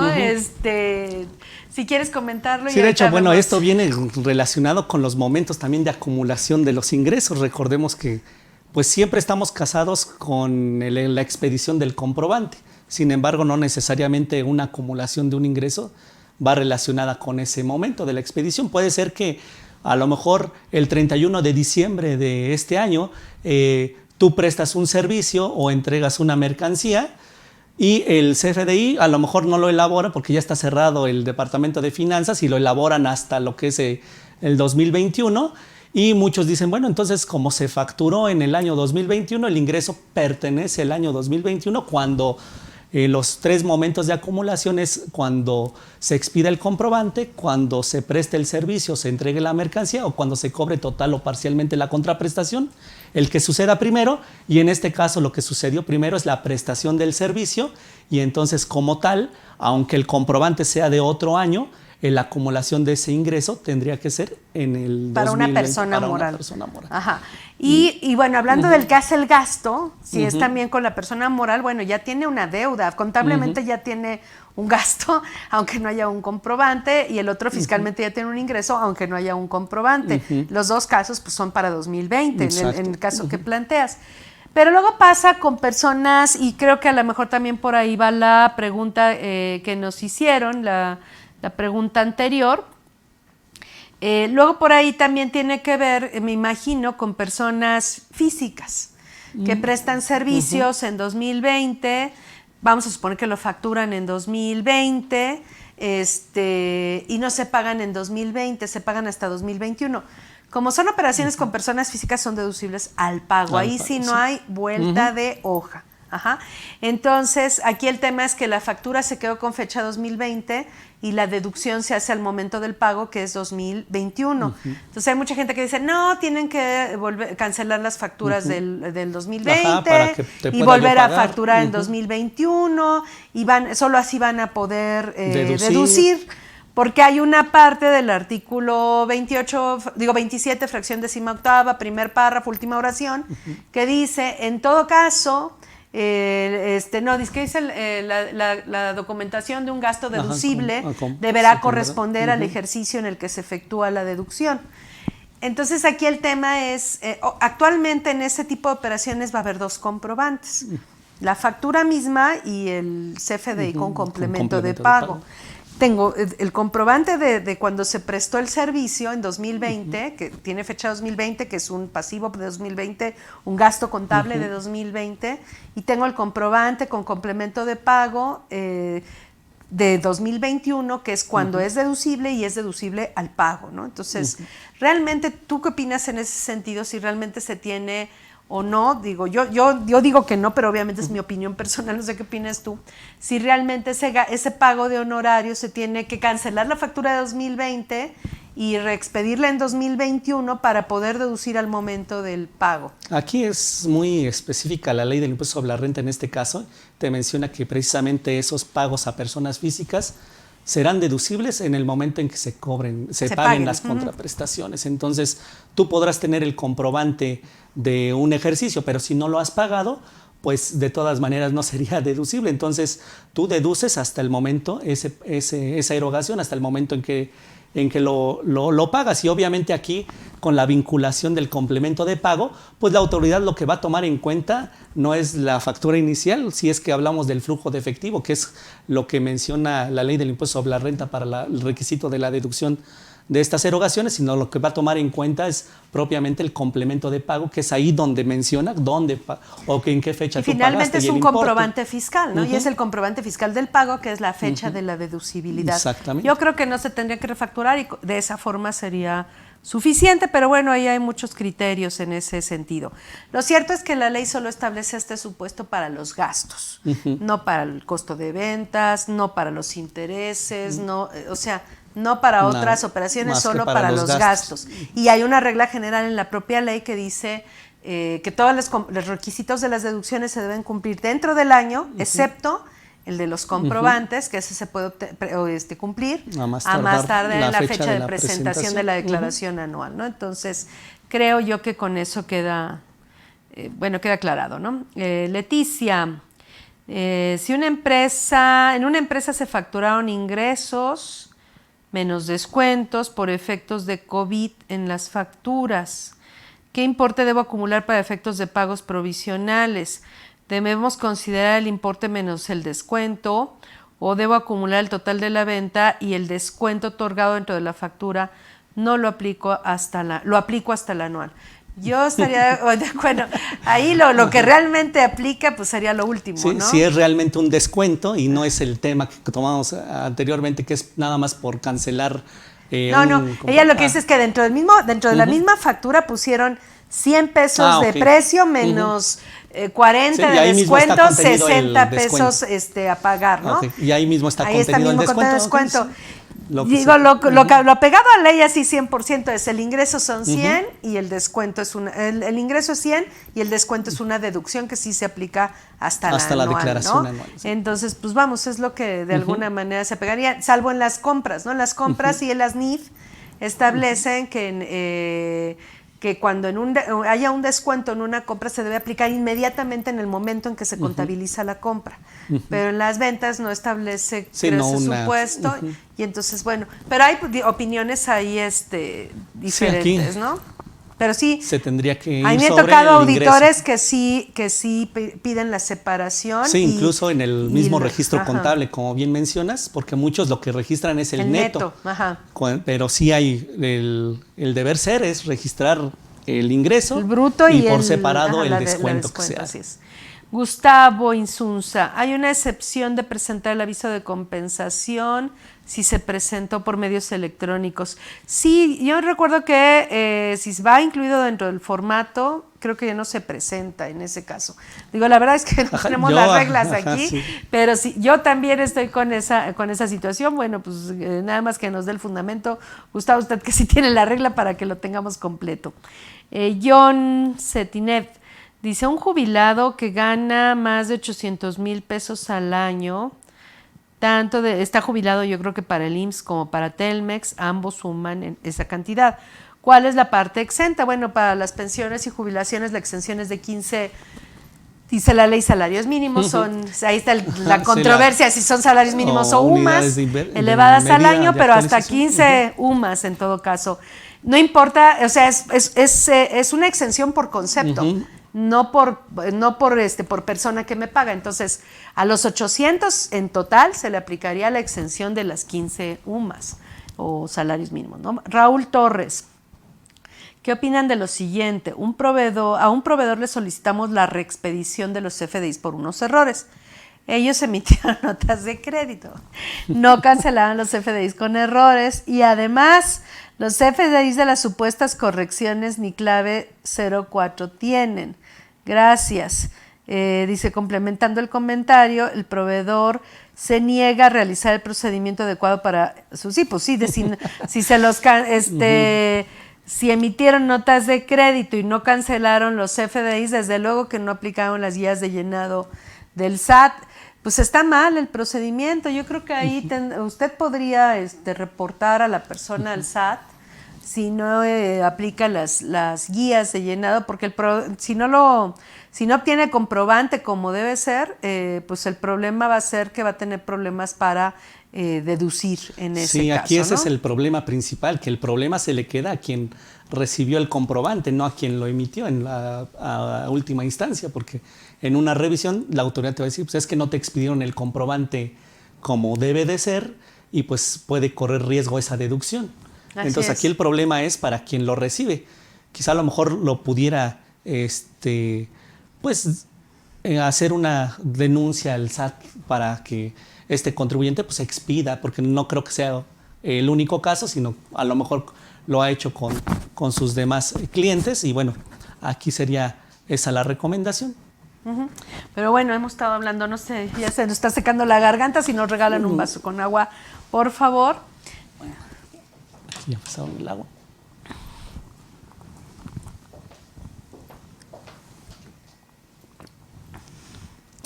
Muchas gracias.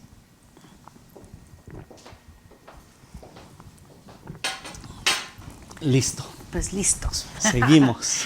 Seguimos con esto. Parece de locos, ¿no? Tantos detalles, tantos cuidados. Sí, todo lo que involucra lo que es el cierre anual, ¿no? Sí. Y más ahora que pues los datos ya vienen precargados en la declaración, entonces es la sorpresa que nos llevamos el año pasado. A ver cómo nos va este año. Donde muchos contribuyentes, precisamente por no tener este cuidado en estos detalles y anticiparse a todo esto, pues se llevaron la sorpresa en la declaración anual, donde ya venían datos precargados. El problema es que, bueno, la situación del año pasado es que tenías a lo mejor liquidez para corregir, ¿no? Para pagar diferencias, etcétera. Ahorita el problema es la falta de liquidez para estas empresas, entonces corregir no es tan sencillo en este caso, ¿no? Entonces, esa sería la situación. Pero bueno, entonces estábamos con los ingresos, las devoluciones sobre ventas, descuentos, bonificaciones sobre ventas. Obviamente tenemos que revisar nuestras balanzas, que estén correctas, que tengan todos los detalles cubiertos y que estén los cruces perfectos y demás, ¿no? Hablando entonces ya de las deducciones, bueno, si quieres empezamos con el costo de lo vendido. ¿Qué me podrías decir de la deducción del costo de lo vendido? Ok, bueno, recordemos que aquí el costo de lo vendido pues tiene sus reglas muy particulares y bueno, entre las reglas que se tienen que tener en consideración es que esa deducción del costo de lo vendido siempre debe de estar amparado con un ingreso. O sea que nunca vamos a poder... Costo, ligado costo-ingreso. Nunca vamos a poner, dicen, ¿no? exactamente, nunca vamos a poder deducir un costo si de antemano no va relacionado con un ingreso. Entonces, y habiendo ingreso tendría que haber costo, ¿no? Exactamente. Que eso es lo que no se cumple con los anticipos de clientes en términos de la regla 3.2 anteriormente. 24, Entonces, ¿no? el cuidado que tenemos que tener, porque muchas veces hemos observado que contribuyentes deducen un costo cuando no está relacionado con un ingreso obtenido. Entonces, lo menciona la misma ley del impuesto sobre la renta y lo mencionan también las normas de información financiera, la norma B3, que es la que está, y uno de los postulados básicos, que es la asociación de ingresos y costos, ¿no? Entonces, ahí tenemos que tener cuidado con esa situación de que siempre el costo de ventas va forzosamente a tener relacionado un ingreso. Y obviamente el costo de ventas va ligado al tema de los inventarios. Y el tema de los inventarios, bueno, obviamente está cubierto con las normas de información financiera, con la NIF C4, pero en términos de la ley, pues hay que hacer una toma física del inventario.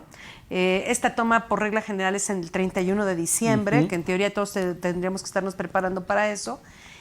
O se pudo haber hecho el 30 de noviembre o se pudo haber hecho conteos físicos durante todo el año. Ahora, si tengo ahorita el cierre del ejercicio, bueno, y en este año en particular hubo empresas que de plano no vendieron sus productos durante varios meses y pudo haber estado el caso de que estos productos se volvieran obsoletos y que a lo mejor ahorita ya no los van a vender o difícilmente los van a vender. ¿Qué sucede en ese caso desde el punto de vista fiscal? Bueno, desde el punto de vista fiscal, cuando y contable fiscal, ¿no? Cuando estas mercancías o las ya sean obsoletas, pues se tienen formas de poderlas deducir independientemente de la enajenación, que es la actividad normal que realiza la sociedad. Una puede ser o solicitar una destrucción de esos inventarios, otra poderlos donar, hacerlos donativos. Y esas son las básicas. Que la ley me obliga a veces a donar, ¿no? Por ejemplo, la regla general es destrucción, ¿no? Pero si se trata de productos perecederos o de alimentos, de cuestiones para bancos de alimentos y medicinas más o menos, para, ¿qué dice? Para vivienda, alimentación, salud, etcétera. En ese caso me obliga antes de destruirlo y donarlo, ¿no? Ofrecerlo en donación. Sí, esas son las opciones. ¿Y qué pasa si ofreces en donación? O sea, si vamos a suponer que tú vendes ropa y ya no pudiste sacar toda la temporada de primavera, verano, se te quedó y entonces vamos a suponer que se te está echando a perder la ropa y entonces dices, pues la voy a tener que destruir y antes de destruirla, me dice la ley, pues ofrécenla en donación. Es uno de los productos que se tiene que ofrecer en donación. Y finalmente alguien la quiere, la acepta, se la doy y ya, en lugar de destruirla, la doné. Pero ahí serían aplicables los límites de la deducción de donativos. Muchas de las cuestiones que son de este tipo, recordemos que luego las donaciones están limitadas al 7% o al 4%, dependiendo a quién se las está o quién es la persona que las dona, de la utilidad fiscal del año anterior. Y obviamente pues estas donaciones que se están dando, pues a mi punto de vista no tendrían que cumplir con este límite porque de alguna manera la misma autoridad es quien te está obligando a que las dones independientemente de que tú tengas o no una utilidad fiscal, pues tú tienes que ofrecerlas en la donación. Sí, de hecho el tipo de deducción no es que sea un donativo, el tipo de deducción es mercancía que perdió valor y que ya no se va a poder enajenar. Sí, realmente. Entonces, ese es el renglón de la deducción. Y aquí recordaremos que que sigue vigente para 2020 un estímulo fiscal que viene en el decreto del 26 de diciembre de 2013, que cuando ofreces en donación esta mercancía, cuando finalmente, en lugar de destruir, donas, con estas condiciones de mercancía que ha perdido valor, que tú, aparte de que vas a deducir el costo de esa mercancía al momento de la donación, vas también a deducir un extra de un 5% de ese valor, a menos que tu margen de utilidad sea menor al 10%, tu margen de utilidad bruta sea menor al 10%. Si tu margen de utilidad bruta fuera del 7%, entonces ya no sería el 5%, sería el 3.5%. Es el 50% de tu margen de utilidad bruta lo que puedes deducir en forma adicional sin que exceda del 5%, ¿no? Eso es lo que establece ese estímulo fiscal. Sí, entonces aquí pues como realmente la deducción no es propiamente como un donativo, pues no tendría que cumplir con esta limitante del 7 o del 4% de la utilidad. La otra vez me preguntaba una alumna, precisamente, que estábamos hablando del costo de lo vendido, que había empresas que sí estaban deduciendo estas mercancías obsoletas bajo el rubro de estimación por obsolescencia de inventarios, la metían, supongo que al costo, y lo deducían. ¿Realmente se puede hacer esto? Pues financieramente... no, bueno, contablemente todo, sí, ¿no? Pero fiscalmente pues, solamente hablando... hay esas alternativas, la ley es muy clara y solamente existen esas alternativas que mencionamos, una por la enajenación normal de los productos, otra por la donación y otra por la destrucción. Esas son las tres formas en las cuales puedes deducir esas mercancías. No hay alguna otra. Financieramente el 28 puedes establece que no son deducibles las provisiones y reservas para estimaciones por reservas complementarias al activo, ¿no? Entonces, en ese caso, pues no sería deducible, ¿no? Entonces, no hay otra forma de deducir más que esa, ¿no? En ese caso. Y fíjate que ahora con esto del COVID-19, pues otra de las alternativas que pueden mirar los contribuyentes en el caso de los inventarios, pues es precisamente lo que menciona el reglamento en el artículo 77, que también se pueden deducir estos inventarios si es para consumo de la misma sociedad. Entonces, en este caso, pues no sé, la condición para poderlos deducir, no como ya inventarios, sino como un gasto o una inversión, es que precisamente contablemente se le dé ese efecto, ya sea como gasto o deducción. Como activo fijo, exactamente, algo así, ¿no? Como inversión, perdón. Entonces, pues es otra de las alternativas en estos tiempos que pues muchas empresas tuvieron que cerrar, hubo algunos productos los cuales ya no pudieron vender y pues mejor se los empezaron a autoconsumir en la misma actividad o para la misma sociedad. Y bueno, aquí no hay ningún otro requisito, porque ya tengo el comprobante de adquisición. Lo único es que le des efectos contables, ¿no? Ya sea de gasto o de inversión, dependiendo de cómo lo hayas querido. Activo fijo o de gasto. Perfecto, en ese caso. Entonces, bueno, y yo diría que respecto al costo de lo vendido, pues hay que hacer una conciliación entre el costo de lo vendido contable y el costo de lo vendido fiscal, ¿no? Porque hay que eliminar del costo contable. Digo, es muy difícil costear para efectos contables y para efectos fiscales las unidades producidas, porque, correr el costeo con tu programa de producción o de inventarios, pues es muy complejo. Más bien tienes que calcular tu costo contable y luego quitar y poner las partidas que inciden fiscalmente. Que inciden o no inciden fiscalmente, ¿no? Entonces, creo que eso solo se lograría a través de una conciliación entre el costo contable y el costo fiscal, donde quitarías depreciación contable, quitarías gastos sin requisitos fiscales, gastos no deducibles. Y hay un tema ahí en el reglamento respecto a compras a personas físicas, sector primario, todo lo que es deducible al pago. Creo que es el 81 del reglamento, dice, tú calcula tu costo normal y luego le restas las compras no pagadas al cierre del ejercicio de operaciones con personas físicas, sector primario, etcétera. Que ha sido un tema siempre muy discutible, ¿no? Porque si la ley está estableciendo cuándo se deduce el costo y es cuando se acumula el ingreso derivado de la enajenación del bien de que se trate, pues nada tiene que ver con el requisito de operaciones con personas físicas, etcétera, que esas son gastos y ya es otra deducción. Sí, claro. Estamos hablando de otra regla y otro rubro, ¿no? Pero bueno, está el 81 del reglamento, si no lo quieren aplicar, pues tendrían que estar dispuestos hasta pelearse con el SAT, ¿no? En los tribunales, ver esas observaciones, ¿no? que haga el SAT por deducir esas erogaciones que están implícitas en el costo y que pues tienen, de acuerdo al reglamento, estar efectivamente pagadas. Pero es muy absurdo, ¿no? O sea, por ejemplo, la nómina. Ya si ya está pagada, pues con base en el artículo 27, fracción octava, pues ya debería ser deducible, ¿no? Aunque forme parte del costo. Forme parte del costo, y resulta que no, porque no se ha vendido. Porque es parte del costo, no es un gasto, se ha vendido la mercancía. Pues, como está ligado al ingreso, entonces, cuando sí, cuando no, ¿no? O sea, parece que estamos jugando, ¿no? Pero bueno, eso es lo que dice el artículo 81, si no mal recuerdo, del reglamento de la ley del impuesto sobre la renta. Bueno, tenemos los gastos, obviamente tenemos el tema de las nóminas, hay que tener elaborados los FDIs de nómina, siempre nos dan un tiempo extra para corregir los CFDIs de la nómina, porque siempre tenemos errores con los CFDIs de la nómina.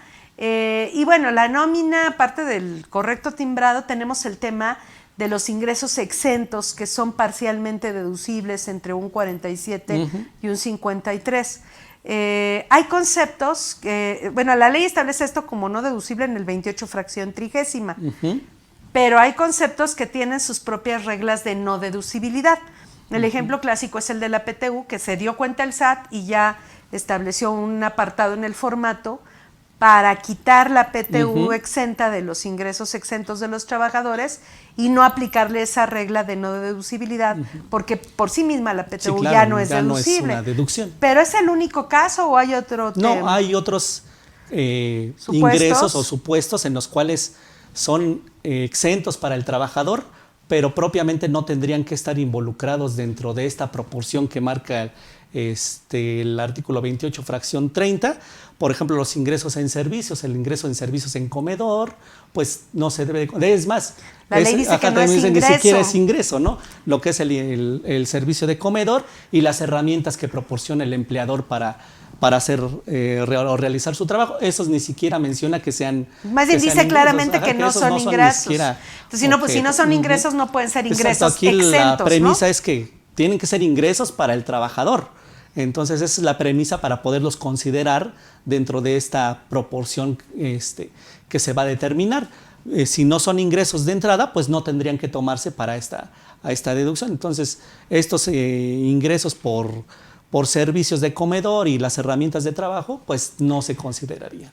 El caso, por ejemplo, de los viáticos. De los viáticos también. Igual en los viáticos, aunque de alguna manera se hace un CFDI de nómina donde se ponen los viáticos y se ponen que sean exentos y grabados, aquí tampoco no es un ingreso del trabajador. Bueno, es un ingreso en términos del artículo 90. Pero el tema aquí es que tenemos dos reglas de no deducibilidad, ¿no? Es un ingreso, o sea, sí es un ingreso en términos fiscales, discutible que sea ingreso desde el punto de vista laboral. Hay tesis de los tribunales que dicen, pues eso no debería ser ingreso, bueno, pero la ley está así y demás, ¿no? Entonces aquí el tema es que estos viáticos tienen dos reglas de no deducibilidad. Una para los viáticos como viáticos, en el 28 de la ley, las primeras fracciones, y otra como ingreso exento del trabajador. ¿A cuál le hago caso? Deduzco los viáticos entre un 47 o un 53, o los deduzco conforme a los topes que marca el 28, si es hospedaje, si son, ¿cómo se llama? Comidas, etcétera, nacionales en el extranjero, renta de autos. Entonces, ¿a cuál le hago caso en ese supuesto? Aquí en el supuesto, pues, inicial es de que el artículo 94 te menciona que son ingresos. Y de hecho, que son también ingresos exentos para el trabajador, pero no quiere decir que de alguna manera, bueno, esas tesis que ha tenido la Corte te menciona que no se, bueno, en base a esas tesis yo llego a la conclusión que esos viáticos no se deberían de considerar como parte de esos ingresos exentos, porque en base a esos criterios de los tribunales, pues el ingreso o ese viático, pues no es un ingreso para el trabajador que esté relacionado directamente con la prestación de un servicio personal subordinado, sino que es una erogación que hace el patrón o el empleador con el motivo de ¿qué? De realizar una actividad, pero no necesariamente que esté relacionada con un servicio personal subordinado.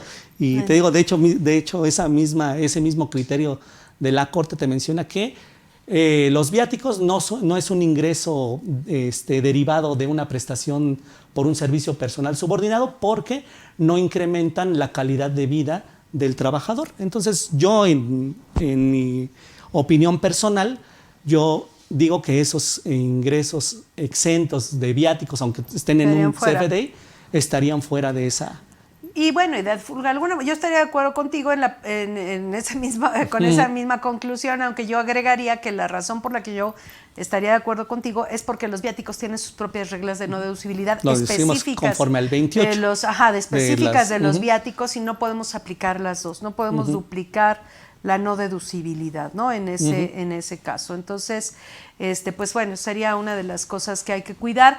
Nos queda ya menos tiempo. Si quieres, vamos a hablar de dos temas.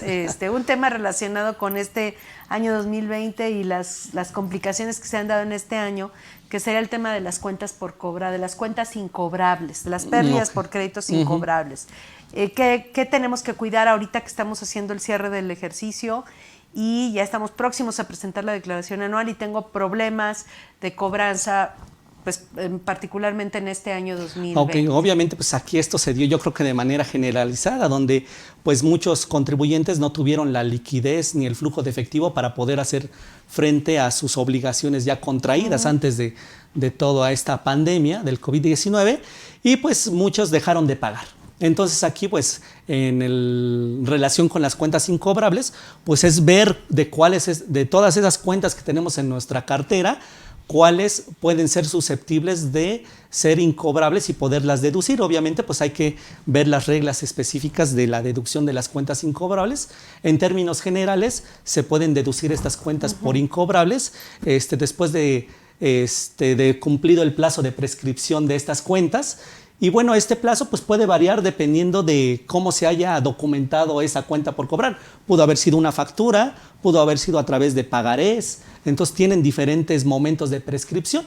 Sin embargo, bueno, nos vamos al otro supuesto, ese es el supuesto general.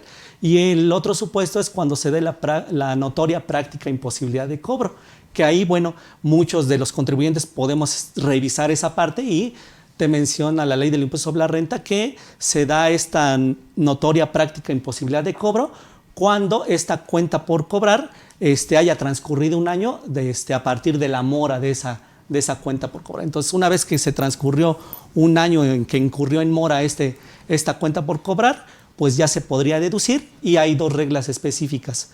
Una, cuando estas cuentas por cobrar no sobrepasen de las 30,000 unidades de inversión.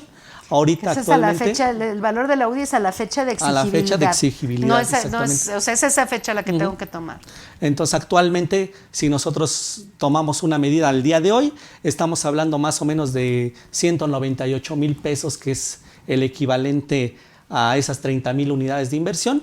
Si estas cuentas por cobrar ya se incurrió en mora y ya tiene más de un año, y no sobrepasan de estos 90,000 unidades. Cumplen el año en 2020, ajá, ¿no? Cumplen el año en 2020 y no sobrepasan de estas 30,000 unidades de inversión, ya se pueden hacer. A ver, por ejemplo, vamos a suponer que yo facturé en octubre del año pasado, doy 60 días de crédito a mis clientes, me tenían que haber pagado en diciembre, el 30 de diciembre del 2019, y no me pagaron. Entonces cumplen el año en mora en 30 de diciembre de 2020. El valor de la UDI que se va a tomar va a ser el del 30 de diciembre de 2019. Cuando fue exigible cuando nace la mora. Y entonces, si el valor de la cuenta por cobrar a esa fecha no excede ese monto y cumple el año en 2020, es deducible en 2020. Exactamente. ¿Con IVA o sin IVA el importe? En este caso, pues aquí sería sin IVA la cuenta por cobrar. Porque lo que se acumuló fue el ingreso. Exactamente. Entonces, lo que se deduce aquí va ligado a esa simetría, es la base, ¿no? ligado a esa simetría, entonces es sin IVA, número uno.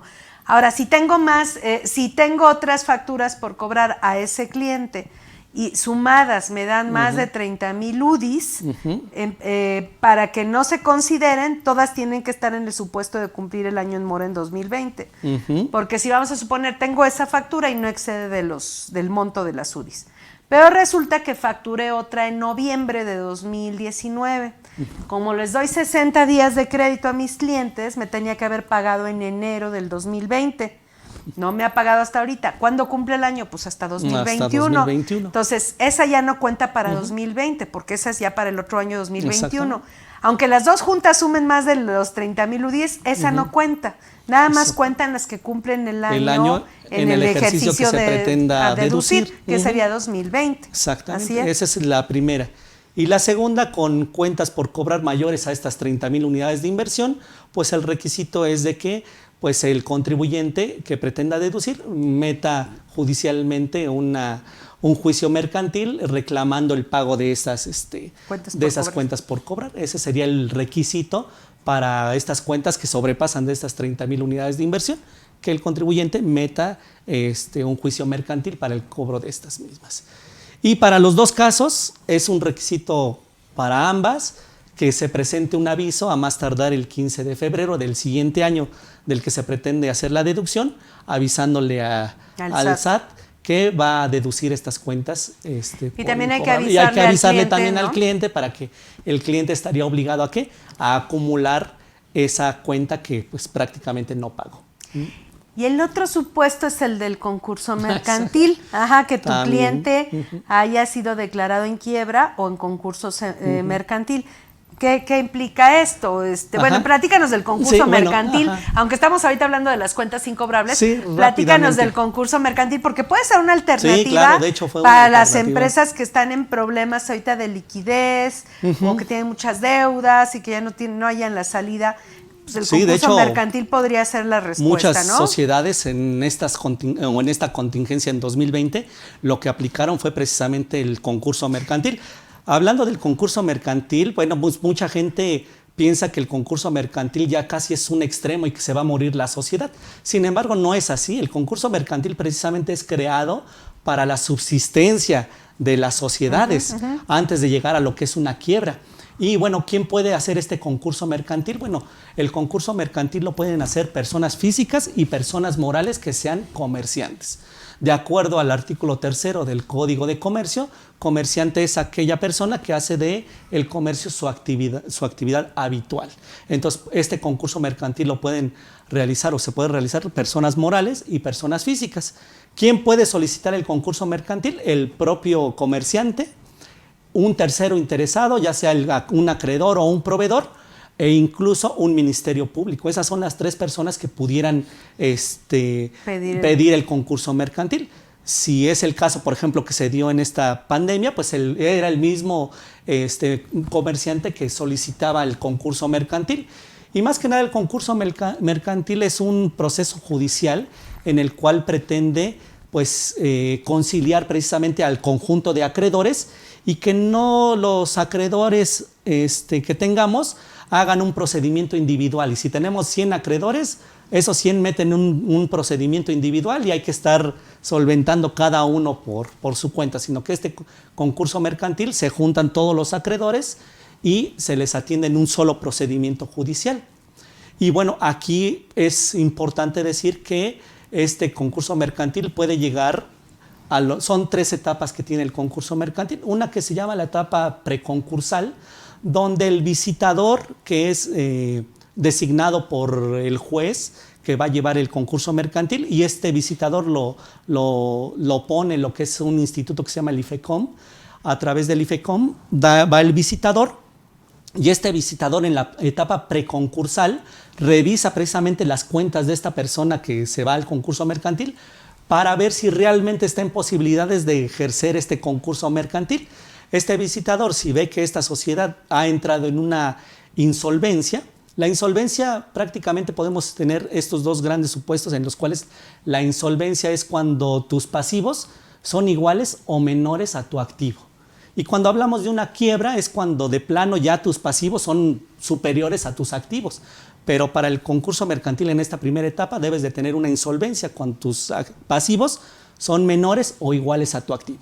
Una vez que este visitador verifica la información de la sociedad que va a entrar en concurso mercantil, le avisa al juez encargado del concurso para que éste ya determine y ahora sí abra el concurso mercantil. En ese momento declara al contribuyente en concurso mercantil. Mientras no ocurre esa declaración, no existe todavía el concurso y las personas que tienen las cuentas por cobrar no pueden deducir esas cuentas como incobrables. A mí me tocó un caso de una persona que, un cliente que le debía mucho dinero, pidió ser declarado en concurso mercantil. Y entonces la persona de esta empresa, la verdad es que se puso necio en querer deducir la cuenta, la declaración anual. del año, esto sucedió a principios de un año X, y entonces iba a presentar la anual del año anterior, dijo, ya se deduce, pero todavía no había sido declarado en concurso mercantil. El auditor no estuvo de acuerdo, bueno, yo tampoco estuve de acuerdo, pero finalmente otra persona dijo que sí se podía y bueno, lo dedujeron. Pero posteriormente llegó el SAT, porque el auditor puso una nota en el informe sobre la situación fiscal. Y llegó el SAT años después, ya que iba a caducar y a prescribir todo, llegó el SAT y bueno, lo único que realmente ayudó a esta empresa fue que cuando el juez emitió la sentencia de donde declara el concurso mercantil, porque sí la declararon en concurso mercantil al cliente, cuando el cliente, cuando el juez lo declara en concurso mercantil, dice que se considera retroactivo a la fecha en que presentó el aviso. Ajá. Y bueno, finalmente, porque, ojo, se dedujo, haz de cuenta, en el año 1 y fue declarado en concurso hasta septiembre del año 2. Entonces, pues se la jugaron fuerte, sí, claro, ¿no? Porque, el caso, por ejemplo, de algunas empresas conocidas de las tiendas, claro, de autoservicio, que dijeron 3 veces, creo que solicitaron ser declaradas en concurso mercantil y nomás el juez no se los permitió, solicitó, ¿no? Sí, entonces hay que tener mucho cuidado con esta etapa preconcursal, y una vez que pasa esta etapa preconcursal donde el visitador ya le dice al juez que sí es factible entrar en concurso, el juez ya declara el concurso mercantil y ahora sí entramos a una segunda etapa que es la conciliación, donde es importante porque ahí el mismo visitador… Ahí sí concursan a ver quién cobra. Ahí sí empiezan a ver y obviamente se tiene de antemano en esta etapa preconcursal, el visitador lo que hace es una relación de los acreedores que tiene esta persona y el monto y prácticamente lo que es y la esa importancia. Lista se va a Hacienda, ¿no? Ajá, exactamente, y la importancia en los cobros. Entonces, una vez que ya se entra en esta etapa de conciliación, pues como su nombre lo dice, entramos en conciliación. Muchos van a aceptar que se les pague a lo mejor el 20% de lo que se les adeudaba o una cantidad menor o incluso nada. Y entonces, bueno, si se da esta conciliación entre los acreedores, pues prácticamente ya se emite lo que es el concurso mercantil, se les paga precisamente a las personas, se hacen las quitas correspondientes y bueno, y en esto estaría el concurso mercantil. Ahí sí, es importante que, bueno, ya que mencionas estas reducciones de deuda, pues obviamente todas esas deudas que se cancelan dan lugar a un ingreso. Exactamente. Porque tienes el pasivo y pues ya vamos a suponer que tenías un pasivo por 100, pagas 80, pero te liberas de los 100. Entonces cargas el pasivo 80 con abono a bancos y los 20 restantes los vas a cancelar con abono a otros ingresos. Y en ese caso, pues dice uno, bueno, aparentemente pudiera uno decir, ¿de qué me sirve haber entrado al concurso si voy a tener un montón de ingresos por deudas no pagadas que me van a generar el impuesto sobre la renta? ¿Pero qué pasa en ese caso? Bueno, ya nada más para terminar precisamente la etapa del concurso mercantil, si es que no se llega a una conciliación, ahora sí ya se entra a un proceso de quiebra, donde no se concilió, se entra en un proceso de quiebra y aquí es donde entra ya no el visitador, sino el síndico, igual designado por el IFECOM, y ya se entra en un proceso de quiebra, en caso de que no lleguemos a una Entonces, la diferencia, ¿cuál sería entre el… Bueno, el concurso es como una etapa para tratar de conciliar y sanear las finanzas de la empresa. Y entras a concurso, sales del concurso más sano financieramente hablando. Si quieren, nada más completamos el tema de las deudas canceladas.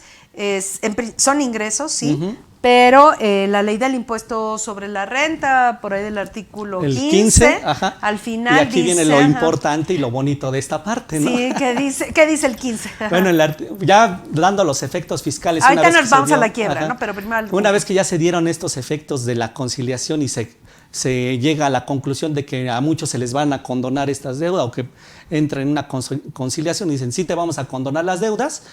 Entonces, esa condonación se vuelve un ingreso acumulable ¿para quién? Para la persona que solicitó el concurso mercantil.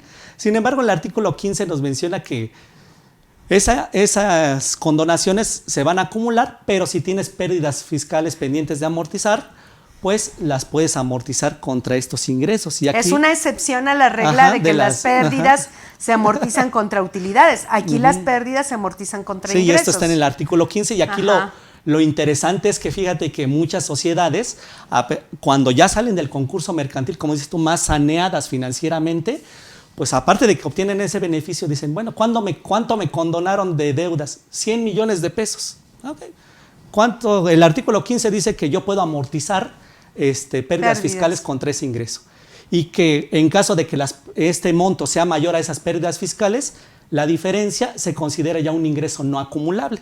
Entonces muchas sociedades dicen, me condonaron 100 millones de pesos, ¿cuánto tengo de pérdidas fiscales? 1 peso. Ok, como el artículo 15 dice que la diferencia se vuelve un ingreso no acumulable, entonces esos 9.999.000 pesos. Sí, no importa que no sean suficientes las pérdidas, se un peso mata aunque tengas a 100 un peso de millones pérdida, pesos. mata los 100 millones que te condonaron, y eso es lo que precisamente menciona el artículo 15. Así es. Que la diferencia, la excepción que agregaron con la reforma de 2014, con la nueva ley, es que ese beneficio no aplica cuando para las partes deudas relacionadas, sean ¿no? por operaciones entre partes relacionadas. Entonces, ¿no? es una buena opción también para los contribuyentes que entraron precisamente en esta cuestión de liquidez y que, bueno, pudieran aprovechar ese beneficio del artículo 15. Sanear su situación financiera mediante esto. Y bueno, si no llegan a la conciliación, se van a la quiebra. A la quiebra, donde pues prácticamente lo que se hace es la disolución de la sociedad. Precisamente aquí ya se da un proceso ya de disolución. Ahora, hay personas que todavía se quedaron con la idea de que, bueno, puedo mandar una empresa a la quiebra y con eso me voy a olvidar de pagar los impuestos. ¿Es real esto? Realmente aquí, aunque se mencione o que ya se llegue a una quiebra, pues la obligación del pago de los impuestos subsiste, ¿no?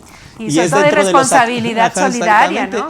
Y es dentro de los acreedores primordiales o primarios que entran dentro de esta repartición del haber social que queda ya en la sociedad. Y además, si no se pagaron contribuciones, de alguna manera también está la responsabilidad solidaria de los representantes. Sí, de los representantes legales. Entonces hay que tener también cuidado ya en esta parte. No piensen es tan sencillo, que ¿no? entrando a una quiebra nos vamos a quitar de la responsabilidad del pago de contribuciones. Así es.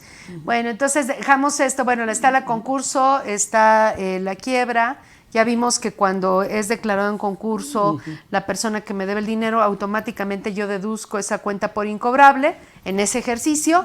Si ya después resulta que cuando negociamos, resulta que cobro una parte de la cuenta por cobrar, pues eso se vuelve ingreso en el año en que lo cobro, ¿no? Y nada más. Ahora, si la empresa realmente está mal y dice, no, pues ya no quiero seguir con el negocio, podríamos aplicar la liquidación. Sí, en este caso, pues se puede aplicar la liquidación y bueno, aquí recordemos que hay un proceso fast track, vamos a llamarlo así, donde en la Secretaría de Economía, pues nos da opción de hacer una liquidación fast track a través de lo que es el sistema de publicaciones mercantiles, que es el SPM, que PSM, perdón, que se puede encontrar en la Secretaría de Economía, y ahí ese proceso de liquidación es mucho más fácil, mucho más rápido. No es necesario ir con un notario para que declare Pero necesitas estar 2 años sin facturar. Exactamente, 2 años sin emitir o sea, prácticamente sin operaciones. Exactamente. Para que puedas optar por este procedimiento. Proceso más rápido de liquidación. Y si no te vas al procedimiento tradicional, disuelves anticipadamente la sociedad, concluyes anticipadamente el ejercicio, entras en liquidación. Sí, son los gastos notariales, los gastos de publicación de los estados financieros. Que todo eso se hace a través del PSM de la Secretaría de Economía, ¿no? Te puedes ahorrar todo este dinero, este tiempo. Si la dejas dormida 2 años y luego ya liquidas, ¿cuántas veces no hemos tenido contribuyentes que ya no operan y estás presentando declaraciones en ceros? No tiene ningún sentido. Y ya no tiene ningún sentido y la única opción de liberarte de esas obligaciones, pues es la suspensión, pero dura 2 años y una prórroga posterior, hablando de personas morales, y una prórroga de 2 años más. Pero si ya no quieres o ya lo quieres olvidar, la única solución es la cancelación del RFC y esto se da cuando ya liquidas la sociedad. Entonces es mucho más fácil y mucho más rápido. Así es. Bueno, entonces tenemos esa posibilidad. En cuanto a las deducciones, bueno, ya hablamos de la nómina, ya hablamos del costo, ya hablamos de las devoluciones, descuentos y bonificaciones sobre ventas. Si te parece, algún comentario sobre el ajuste anual por inflación. Ok, aquí en el ajuste anual por inflación, pues obviamente Y relacionado con la pandemia, pues viene muy relacionado con la fluctuación del tipo de cambio, ¿no? Donde pues muchos de los créditos que teníamos en moneda o en otra divisa, en especial el dólar, pues se incrementaron y obviamente pues eso va a impactar en un ajuste anual por inflación para este año.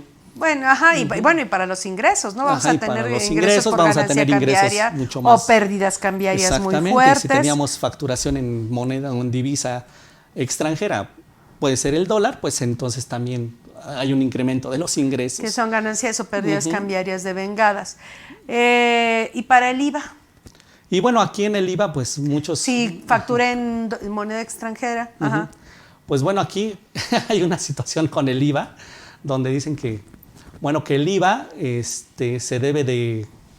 Yo soy de la opinión que el IVA se causa en el momento del cobro, independientemente de que tú hayas facturado con un tipo de cambio y tú cobres con otro tipo de cambio. Bueno, es que de hecho, por ejemplo, la ley del IVA en el artículo 10, el 10 creo que es el territorio, 8 es el acto, 9 es la exención, 10 territorio nacional, debe ser el 11.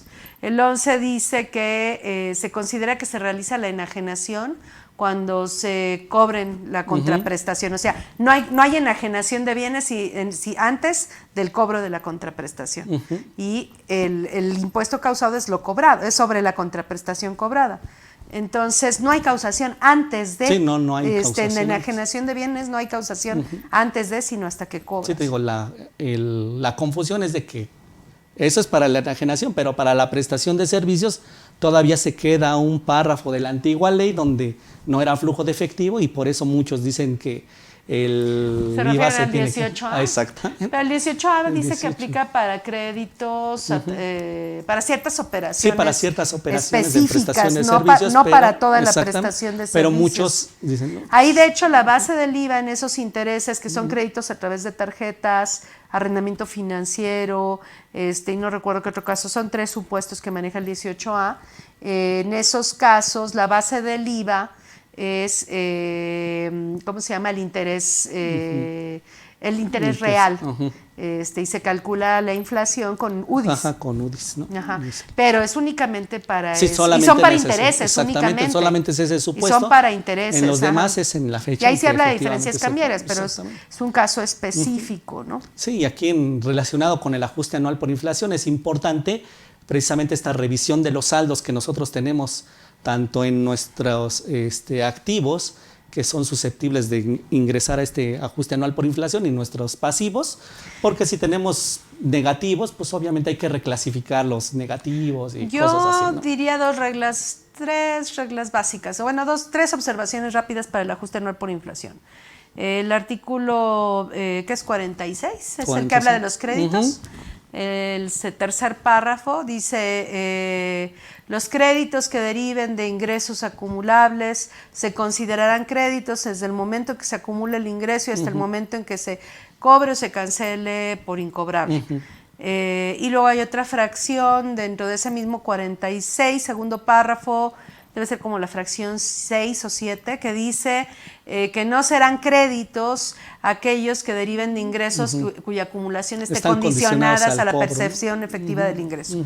Entonces, conclusión, si yo soy sociedad civil, asociación civil y acumulo al cobro, soy una sociedad que acumula al cobro, o soy recolector de basura doméstica o suministro agua potable para uso doméstico, yo acumulo mis ingresos de la actividad preponderante hasta que cobro. Y entonces, aunque tenga saldo en mi cuenta de clientes, esa cuenta de clientes nada más no se va a incluir para el ajuste anual por inflación porque no hay crédito para el ajuste anual por inflación. Así como nació, en ese mismo momento se esfumó, ¿no? Y yo diría, inclusive, bueno, ya que estamos en este tema, que tampoco tengo pérdidas por créditos incobrables en ese tipo de empresas que acumulan al cobro. Pues realmente porque no hay crédito. Exactamente, porque no hay un crédito, porque así está condicionado precisamente. Ligando la interpretación de la ley, ¿no? Bueno, eso sería está ligado con el cobro, entonces no hay una cuenta incobrable porque... No hay cuenta por cobrar porque no hubo acumulación, Ajá, ¿no? porque inicialmente para la cuenta incobrable, pues previamente debió de acumularse un ingreso para posteriormente, en caso de que no cobre... Porque viene el concepto de crédito y cuándo se considera crédito, ¿no? La otra cosa son las deudas. las deudas son deudas a Sí, partir claro. de la parte que la contraparte acumula y hasta que se paguen o se cancelen, ¿no? Porque no las pagué. Entonces, en este caso, por ejemplo, si le debo a personas físicas, a sector primario, a sociedades, asociaciones civiles, etcétera, a todos los que acumulan al cobro, pues no hay deuda. Sí, claro. Para efectos del ajuste anual por inflación, aunque yo en mi contabilidad Con tenga tu deudas. contabilidad la tengas. Ajá. Y la última es, bueno, ya se nos acabó el tiempo, pero la última es las retenciones, que mucha gente dicen que las retenciones de ISR no se consideran deudas para el ajuste anual por inflación, que yo no estaría de acuerdo con esto, porque lo que dice la ley es que lo que no se considera deuda son las partidas no deducibles en términos de la fracción primera del artículo 28, y de lo que habla el 28 fracción primera son los pagos de impuesto a cargo de otras personas. Y en el caso de las retenciones, la empresa no está pagando el impuesto a cargo de los trabajadores. Quien está pagando el impuesto es el trabajador y la empresa lo retiene y lo entera. La única función que está haciendo es de retener y enterar. Entonces no está pagando por cuenta del trabajador, en este caso sí es el Si impuesto. no le retuviera, precisamente es lo opuesto a una retención, si no le retuviera y lo absorbiera, entonces sí ese adeudo fiscal no sería deuda para el ajuste por inflación. Y pues creo que con esto más o menos abarcamos todos los temas, digo, siempre nos faltarán temas y más en este año, pero bueno, pues con esto concluimos. Te agradecemos pues por estar aquí. Muchas en este gracias, espacio, siempre es un placer gusto. estar contigo. No, al platicar de contrario. todos estos temas y muchas gracias. Y pues a todos los que nos escucharon y nos vieron a través de Facebook, pues muchas gracias por compartir sus dudas con nosotros, porque a final de cuentas a todos nos ayudan pensar en nuevas dudas y tratar de resolverlas. Gracias y felicidades a todos en este Gracias. año. Que Feliz todo este año. Sí, que sea un año mucho mejor, por favor. Pues aquí los vemos en este espacio próximamente. Muchas gracias.